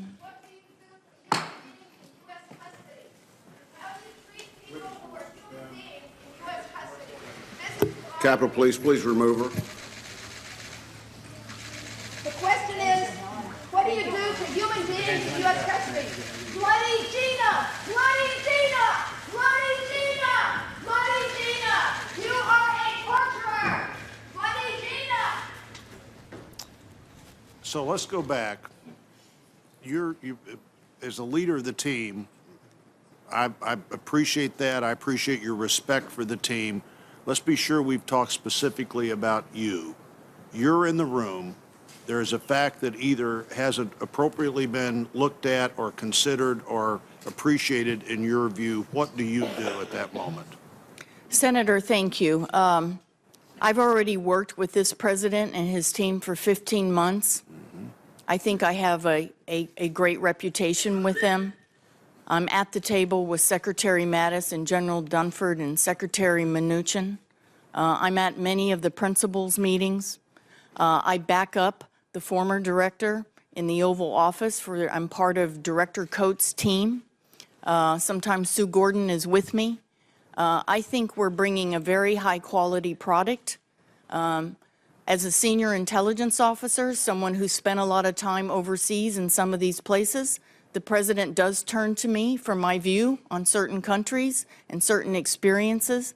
I give him my best advice, but I always separate my view as someone who's been out in the field from the view of our analysts, because we're really there to deliver the objective all-source analysis that they write to support the President. So you would see yourself as the master of the facts to be sure the President knows all the facts the President needs to know. I think that's incredibly important, Senator. Thank you. Thank you, Chairman. Thanks, Senator. Senator King. Thank you, Mr. Chairman. First, I've been to some of those garden spots with the committee, and I have the greatest admiration and respect for what you and your colleagues have done over the years and do now. That's one of the great responses I have when I come back from one of those trips. And the stations are, the people in those places are brave and loyal and patriotic Americans. A quick yes or no question, not having to do with what we've been talking about. In January of 2017, the IC issued a joint report on the Russia involvement in the 2016 elections. Do you agree with the findings of that report? Senator, I do. Thank you. We've talked a bit about the statement in Mr. Rizzo's book that you had previously run the interrogation program. I understand he has changed his view on that. Your career timeline, 2001-03, Deputy Group Chief, Counterterrorism Center, 03 to 04, Senior Level Supervisor, Counterterrorism Center, 04 to 05, Deputy Chief, National Resources Division. In any of those jobs, were you in a supervisory or management capacity in connection with the rendition and interrogation program? Senator, we'll be able to go over, and I know you have some of this information, but we'll be able to go over any of my classified assignments in this afternoon session, and I can talk about that. Just to be clear, Mr. Rizzo didn't change his view. He was wrong, and he issued a correction. Who's deciding what's classified and what isn't in terms of what's released to this committee? Senator, we are following the existing guidelines. There are very... Who's deciding? We are following the existing Who's guidelines. we? Well, I have chosen to follow the guidelines that exist So for the RDI information. you are making the classification decisions about what material should be released to this committee? I am electing not to make an exception for myself, but I am adhering to existing RDI guidelines. If I may just... That's fine, but I just wanted to understand that.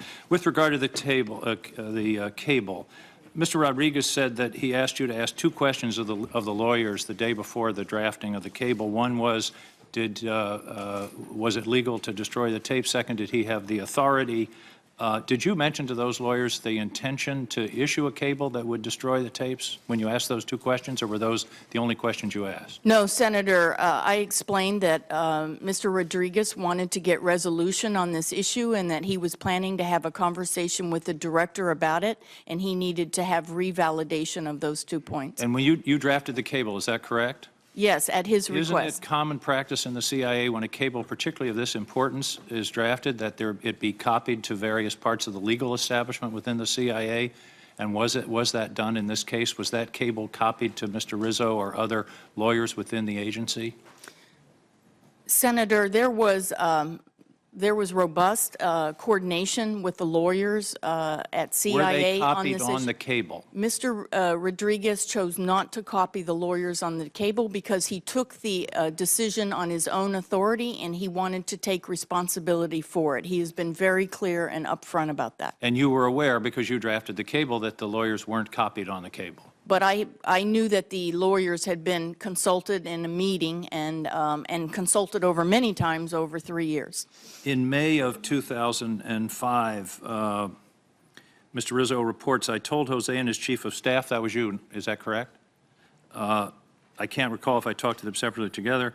They were crestfallen because they were now on notice that the DNI, two successive White House counsels, and the vice president's top lawyer had weighed in strongly against destroying the tapes. Do you recall that conversation? Senator, I don't recall that specific conversation. However, I was aware that there were some objections, and that is why Jose was going to go back to the director. Those aren't some objections. Those are very straightforward prohibitions by your superiors to not destroy the tapes, were they not? Senator, I don't recall that specific conversation.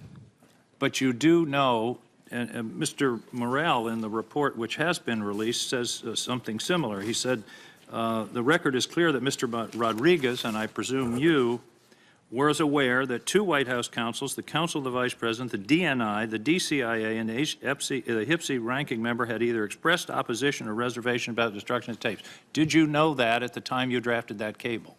Senator, I don't believe I knew that entire list, but I knew there were some objections, and that is why we were going back to the director of the Central Intelligence Agency. Final question, was it a matter of coincidence that this decision was made to destroy the tapes in the same week that two major stories appeared in American newspapers?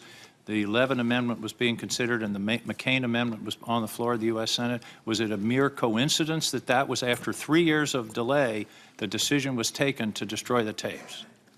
Senator, I don't believe in the Directorate of Operations front office we were aware of legislation. The lawyers may have been aware. I do not believe we were aware. There's a broader question, not legislation. I'm talking about stories in the newspapers. There's a great deal of public interest just that week in the whole interrogation question. Were you aware of that when you made this decision? Senator, I do not recall being aware of that. Senator's time expired.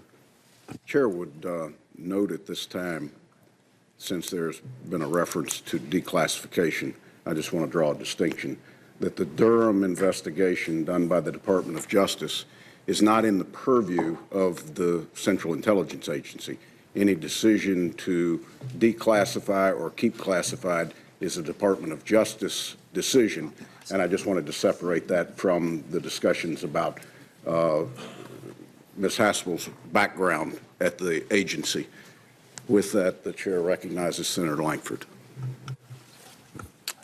Mr. Chairman, thank you very much. Ms. Haspel, thank you not only for your over 3 decades of work for our nation, the lack of recognition that you've had for 3 decades from our nation because you've served in a way that no one has seen. So this is an opportunity we get to be able to say thank you to you for a lot of years of a lot of service, being able to protect our nation. It's also pretty remarkable in some of the dialogue today as I go through the very long list of people that have recommended you and that are both Republican and Democrat, and to be able to see the reports that have been written by the inspectors general about you, about previous DOJ about you, that have cleared you of any concerns and that have reaffirmed you. And whether it is President Obama's Director of the CIA, John Brennan, or whether it's Jim Clapper, Director of National Intelligence for President Obama, Henry Kissinger, John McLaughlin, Mike Morrell, Mike Mukasey, John Negroponte, Leon Panetta, George Tenet, the list goes on of people that have looked at your record and that have examined it and said you'd be a qualified leader for that. That speaks well of your history and of your leadership, and we appreciate that very, very much. Let me ask you a little bit about some ongoing threats that are coming at us we haven't had much time to talk about today. Let's talk about the very serious counter-narcotics threat that's coming at us in some of the changing situations that's happening in our hemisphere, dealing with drug trafficking organizations and international drug trafficking in particular. What do you sense is a role the CIA should have in the ongoing work to be able to do counter-narcotics work in our hemisphere? Senator, thank you very much for that question. And you've been a big supporter of CIA's counter-narcotics work. But when I returned from my overseas posting in early 2017, I was frankly shocked at what I saw was happening in our country, particularly in places like my home state of Kentucky, where there's a real crisis. But I think the number is 63,000 Americans we lost last year. We're losing 115 Americans a day. That seems to me to be an extraordinary crisis for our country. I would like to talk about this, if we could, some this afternoon. But as you know, CIA does have a fairly modest program to try and stop the flow of drugs from coming across our southern border: heroin, cocaine, and fentanyl. We work very closely in Central America and Latin America to try and stop that flow. I've been talking to our team at CIA headquarters about this for several months. I've asked them to come up with some options to grow that program. We have extraordinary support for that program on this committee.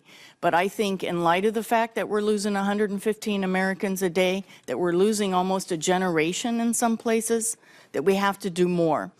CIA is not the primary agency, but we can do a lot, but it has to be a whole of government effort.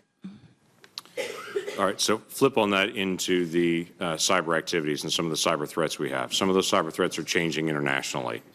There were criminal gangs in other countries that were trying to steal credit cards, steal information, and to be able to sell that out there. Now there are some governments that are using the criminal gangs in their own country, and they become this strange hybrid that's out there between a criminal gang sometimes and a government entity at other times. And we're very dependent on trying to be able to identify where these threats are coming from and who those threats are coming from. What is needed with CIA, and what do you anticipate would be the need to be able to help our nation be able to determine who the threats are and where they're coming from? Senator, you're quite right that it's a growing threat, and it's another area where you have to have a whole of government effort. And it's a very murky world, as you point out. But China, Russia, Iran, and North Korea have very aggressive offensive cyber programs, both to steal secrets, but also in some cases to earn illicit money. CIA can probably make the biggest contribution in collection about these other countries' activities and various groups' activities so that we can inform the U.S. government agencies that have to mount our defense. And everyone in the U.S. government has been struggling, as all Western governments are, on what is the most effective way to organize yourself for cyber defense. We're still working on that, but CIA has a big role. It's another area that I'd like to amplify on a bit this afternoon if I have the opportunity. I will look forward to that. I yield back. Senator Manchin. Ms. Haspel, I want to thank you, first of all, for your service to our country, and also I thank you for your efforts on drugs. We are ground zero in West Virginia, and we need everybody in this fight because it is a war, and we must win it. Let me ask the first, what was your thoughts and greatest concerns for the United States of America after the 9/11 attack? I think for probably every American, it was also surreal. But what I was very worried about, and we weren't wrong about this, is that other attacks were being planned. So I think everyone in the U.S. government, probably across the board, but certainly in the intelligence community and FBI, we all felt that we had let the American people down somehow. We didn't know these attacks were coming, and it was very important to identify who was behind these attacks and stop future attacks. I think back on that day, and I remember it very vividly, as if it was just happening this morning, but I remember that the only thing I cared about, first of all, my first thought was anybody in my family harmed that day. Next of all, anyone that I might have known or related to or thought about or had acquaintances with. Next of all, my final thought was any other Americans harmed? That's all I cared about. What was this doing and what mammoth? I thought about history, Pearl Harbor. How did we react as a nation after Pearl Harbor? I remember the cruel and unusual internment of Japanese Americans. And we've never gone down that road again. And our thought process would have been there. But let me go another step further. After 9/11, had any laws or rules for CIA procedure changed because of the attacks, of those attacks? And did we change any procedures after that? You're saying you would never do it now. You said you would say no to the president because that's not where we're going, that's not where you want the CIA to be. Were those changed after that? Senator, I'm not sure I understand exactly, but CIA does not do interrogations. We historically have not done interrogations, and we don't do interrogations today. Let me go this direction. Are there any other tapes that would reveal agents' identities that have been destroyed, and is that the standard procedure? Or are there any tapes of interrogation that haven't been destroyed, of your knowledge?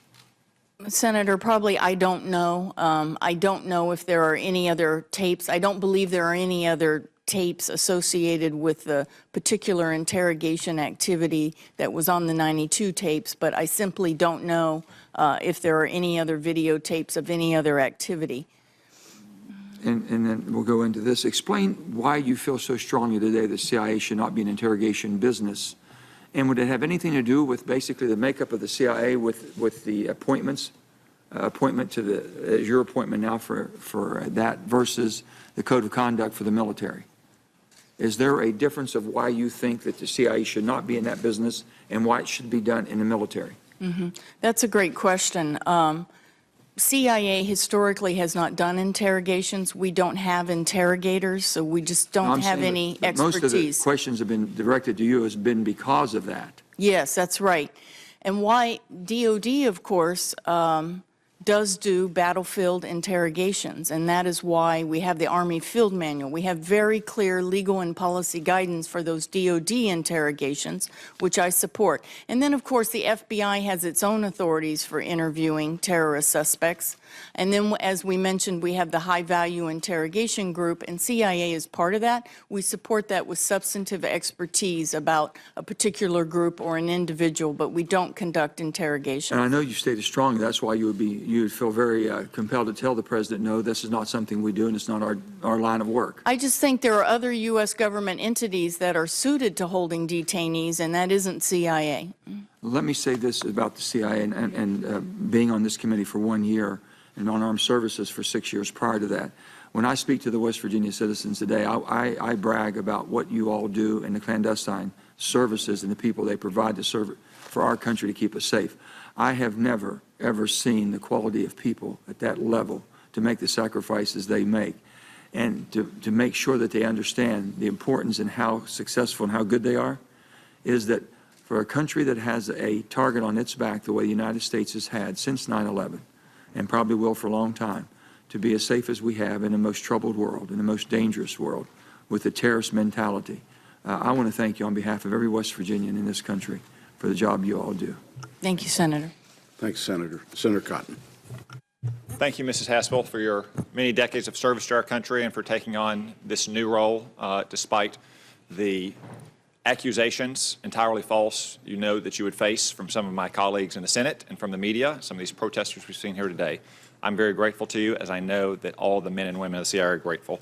I have to clear up some of the things that have been said here before. Senator Warner said that he worried about the message we would be sending if we confirmed you to the director of CIA. Well, let's look at that from the other direction. What message would we be sending if we didn't confirm you to the CIA, to the men and women of the CIA, to the GS-15s who may be asked to take on a controversial position that a future administration with new lawyers might not like? And for that matter, what message does overwhelming Democratic opposition to your nomination send?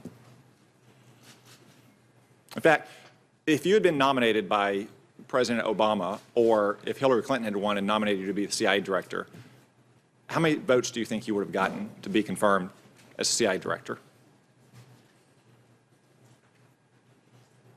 You don't have to answer.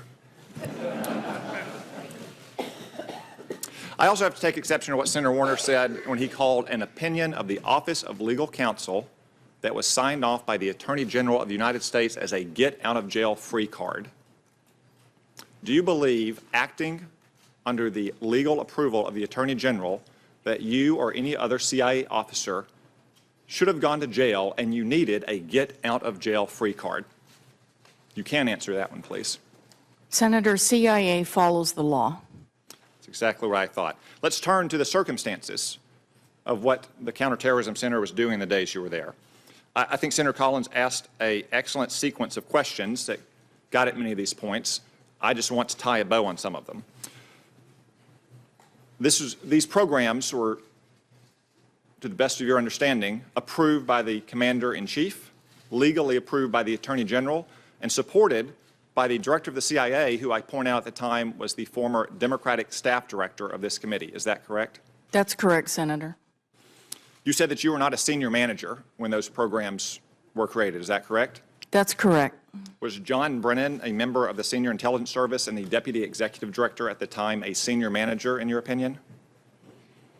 Senator, I believe Mr. Brennan was the deputy exter of the Yes. agency at that time. And you'd consider that a senior manager position at the CIA? I believe it's the number 4 position. For John Brennan, who was confirmed to be the CIA director by the following members of this committee: Senator Warner, Senator Feinstein, Senator Heinrich, Senator Collins, Senator King, Senator Burr, Senator Manchin, Senator Wyden, and Senator Rubio. Let's turn to the question about the tapes that were destroyed in 2005. Did any lawyer at any time in any organization of the federal government say that there was a legal prohibition to destroy those tapes? Senator, they did not. They were very consistent that there was no legal requirement to preserve the tapes because of the written record. And it's your testimony that there is a written record that fully documents whatever may or may not have happened. Senator, yes, and there were 2 reviews done of the written record by the Office of General Counsel and the Office of the Inspector General. In other words, the CIA has a record no different from the federal court system, which keeps transcripts and allows sketch drawings, but does not allow video recordings in a federal courtroom. Is that correct? That's correct, Senator.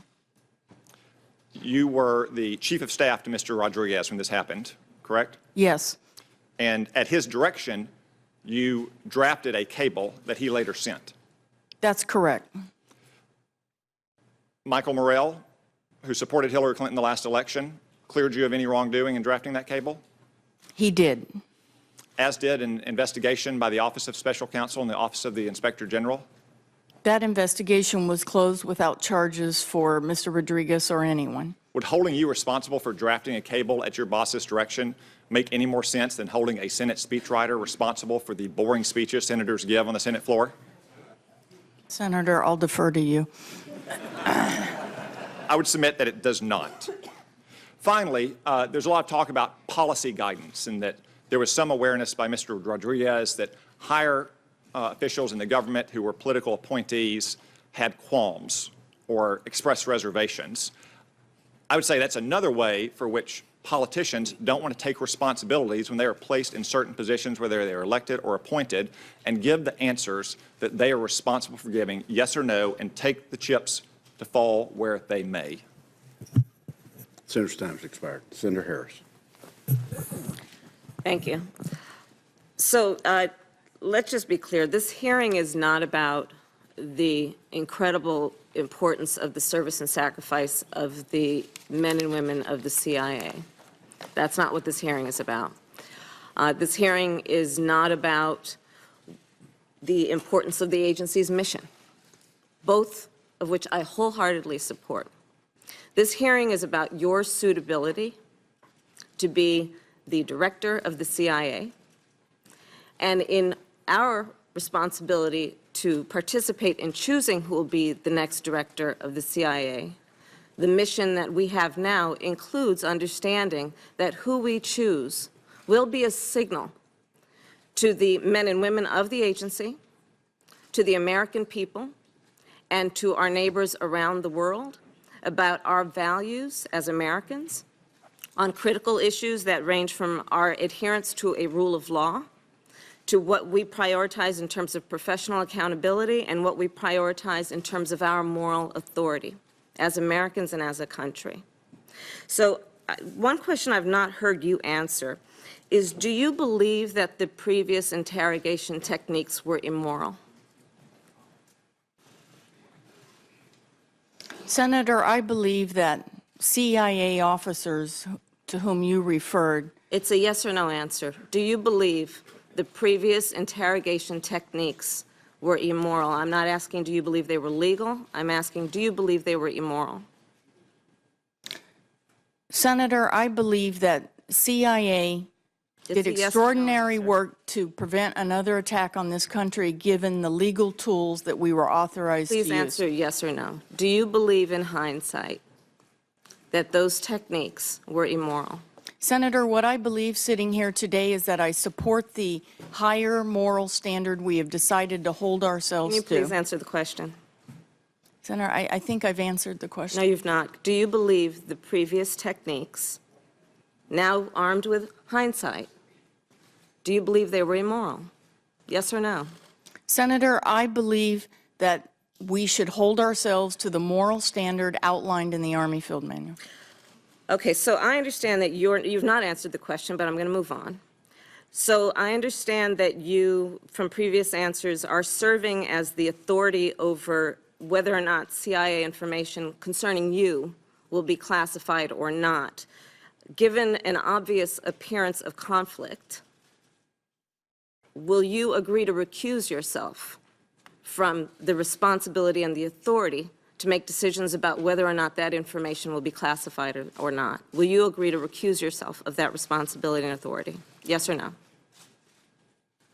Senator, I am following the guidelines that exist at CIA, and there is another declassification authority. It's called the IRO. I have not interfered with it. Do you believe that you have the authority to recuse yourself?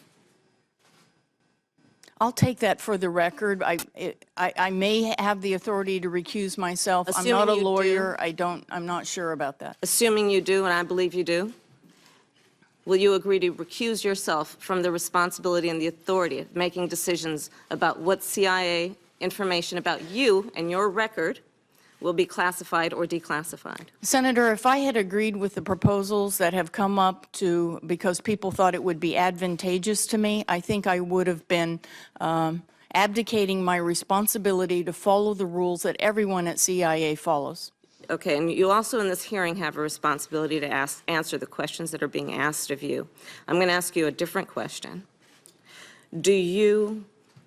Would you agree that given this appearance of conflict or potential conflict around the classification or declassification of these documents, would you agree that Director Coates instead should have the responsibility for declassification decisions regarding your background? Senator, I think one important thing is that this committee plays a unique role to review the classified record, and we have sent over every piece of paper we can lay our hands on about my classified record. all of my evaluations over a 33-year career. And I hope every senator has had the opportunity to look at that classified material. Indeed, I have. But And there I are have another question for you then, because I only have a few minutes left. I only have a few seconds left. The president has asserted that torture works. Do you agree with that statement? Senator, I don't believe that torture works. I believe that in the CIA's program, and I'm not attributing this to enhanced interrogation techniques, I believe, as many people, directors who have sat in this chair before me, that valuable information was obtained from senior al-Qaeda operatives that allowed us to defend this country and prevent another attack. Is that a yes? No, it's not a yes. We got valuable information from debriefing of al-Qaeda detainees, and I don't think it's knowable whether interrogation techniques played a role in that. Thank you. My time is up. Senator Cornyn. Ms. Haspel, I note that one prominent national security expert has said that if President Obama had nominated you to be director of the CIA, it would be an easy decision to support your nomination. So it strikes me that you're being treated much differently than Director Brennan was, which Senator Cotton noted he was voted out of this committee by a vote of 12-3 and confirmed by a vote of 63-44 to be CIA director.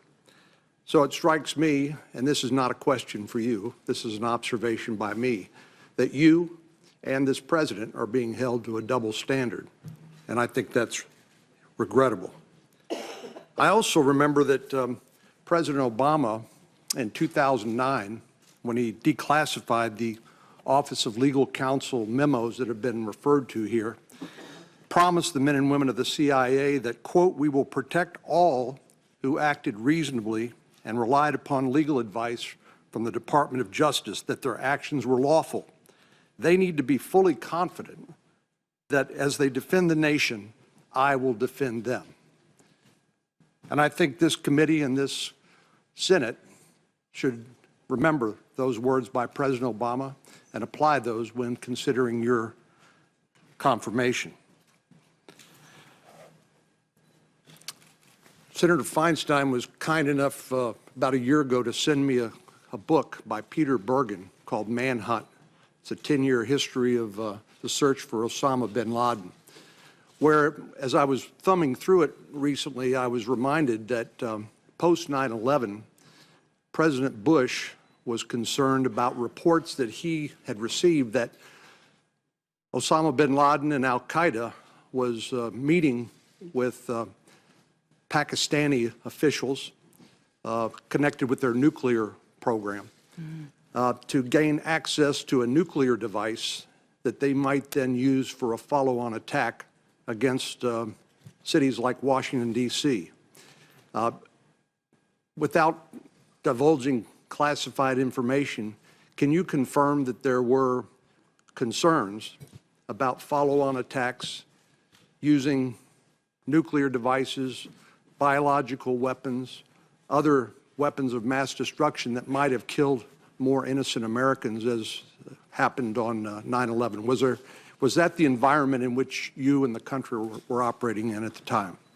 Senator, there were very grave concerns on that front, and indeed al-Qaeda had those kinds of programs, efforts to acquire crude, dirty bombs, efforts to develop, they had a program, a biological weapons program. I remember the operative who was in charge of that. There was very deep concern about potential contacts, and we continue to monitor this very closely today, between extremist and Pakistani nuclear scientists. So here we sit years following the terrible events of 9/11, feeling very safe and secure, thanks to the incredible work being done by the intelligence community, including the good men and women at the CIA, as well as the men and women who serve in the United States military. We're feeling very safe and secure, and the memories of that terrible event are very distant.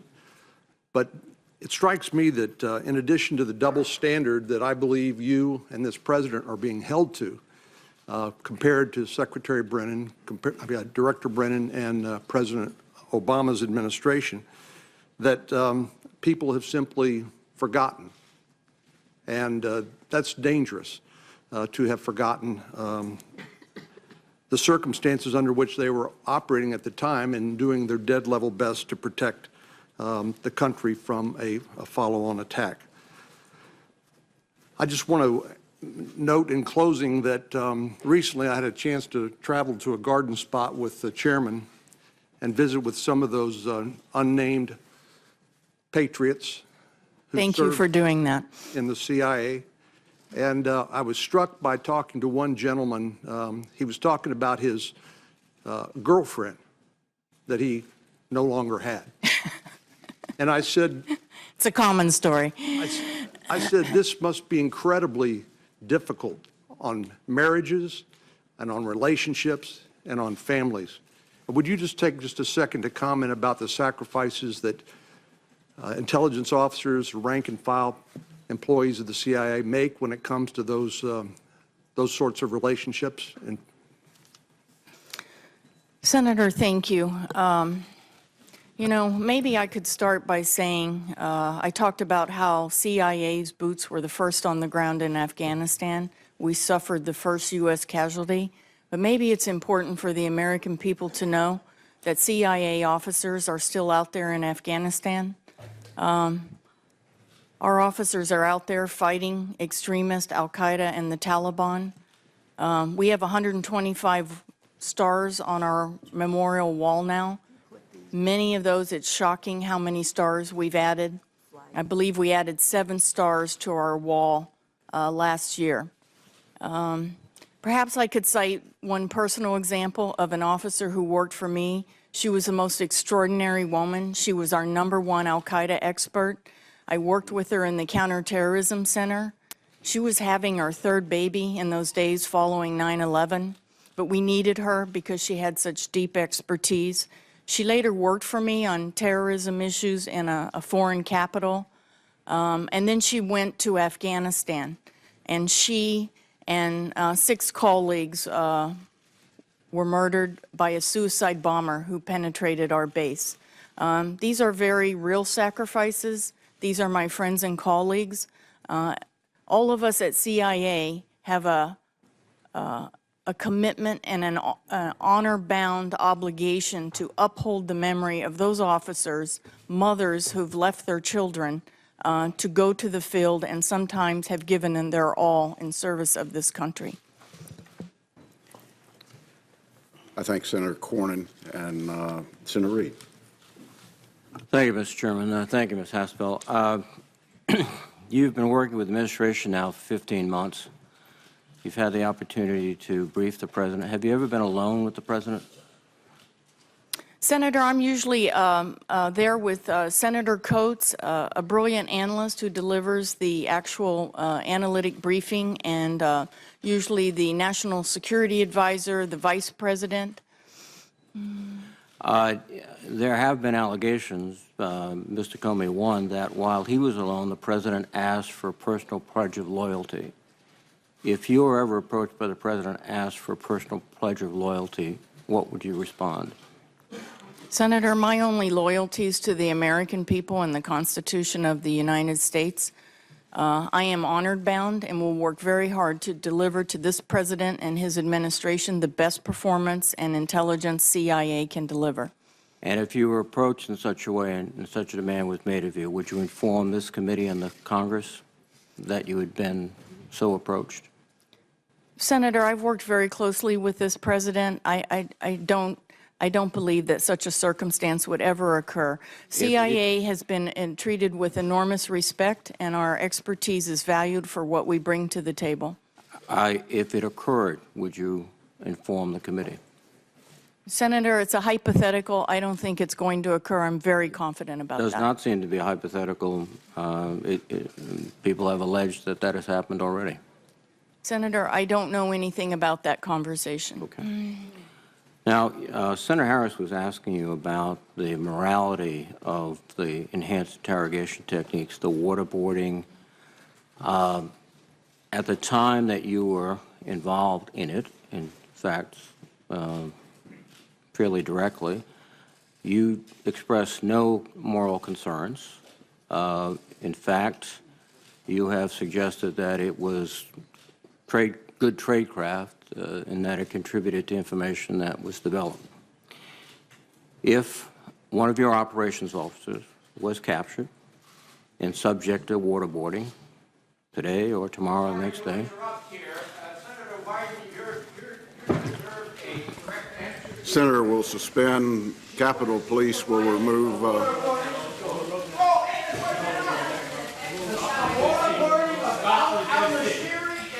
Stop resisting! Stop resisting! Stop resisting! And in many respects, you guys go into the secret life.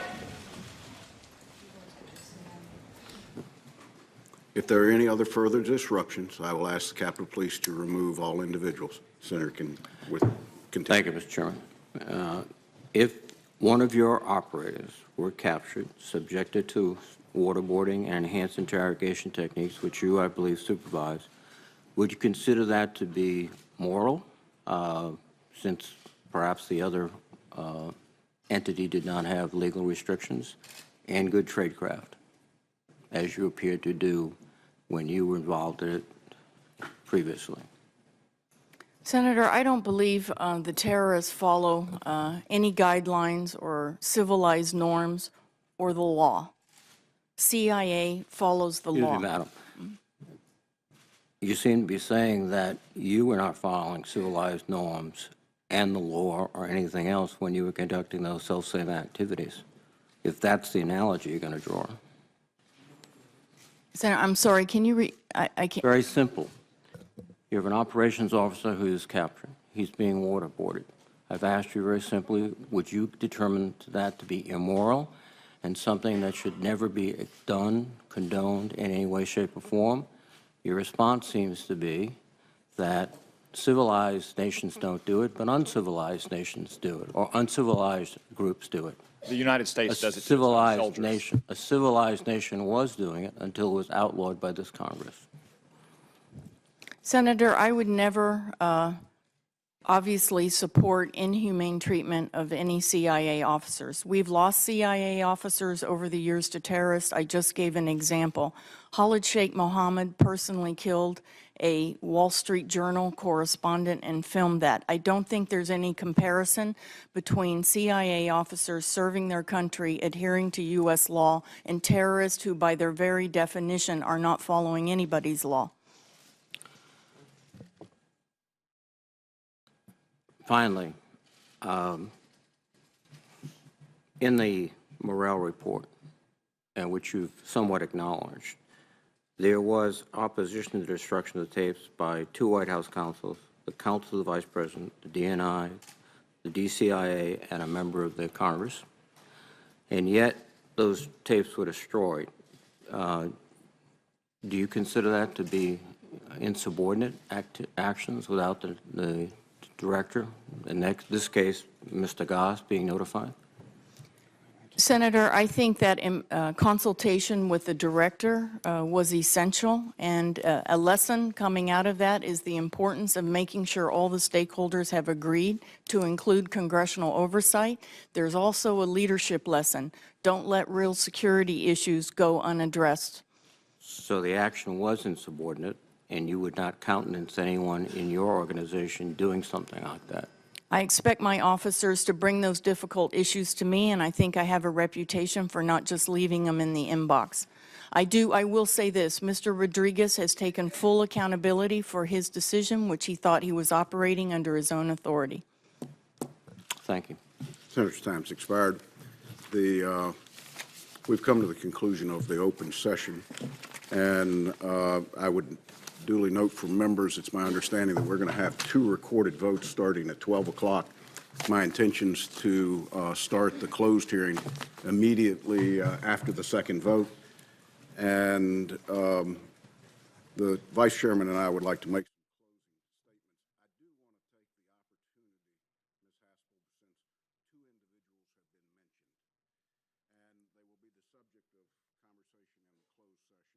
but for the American people's purpose, would you share for them who Khalid Sheikh Mohammed is and Nasiri?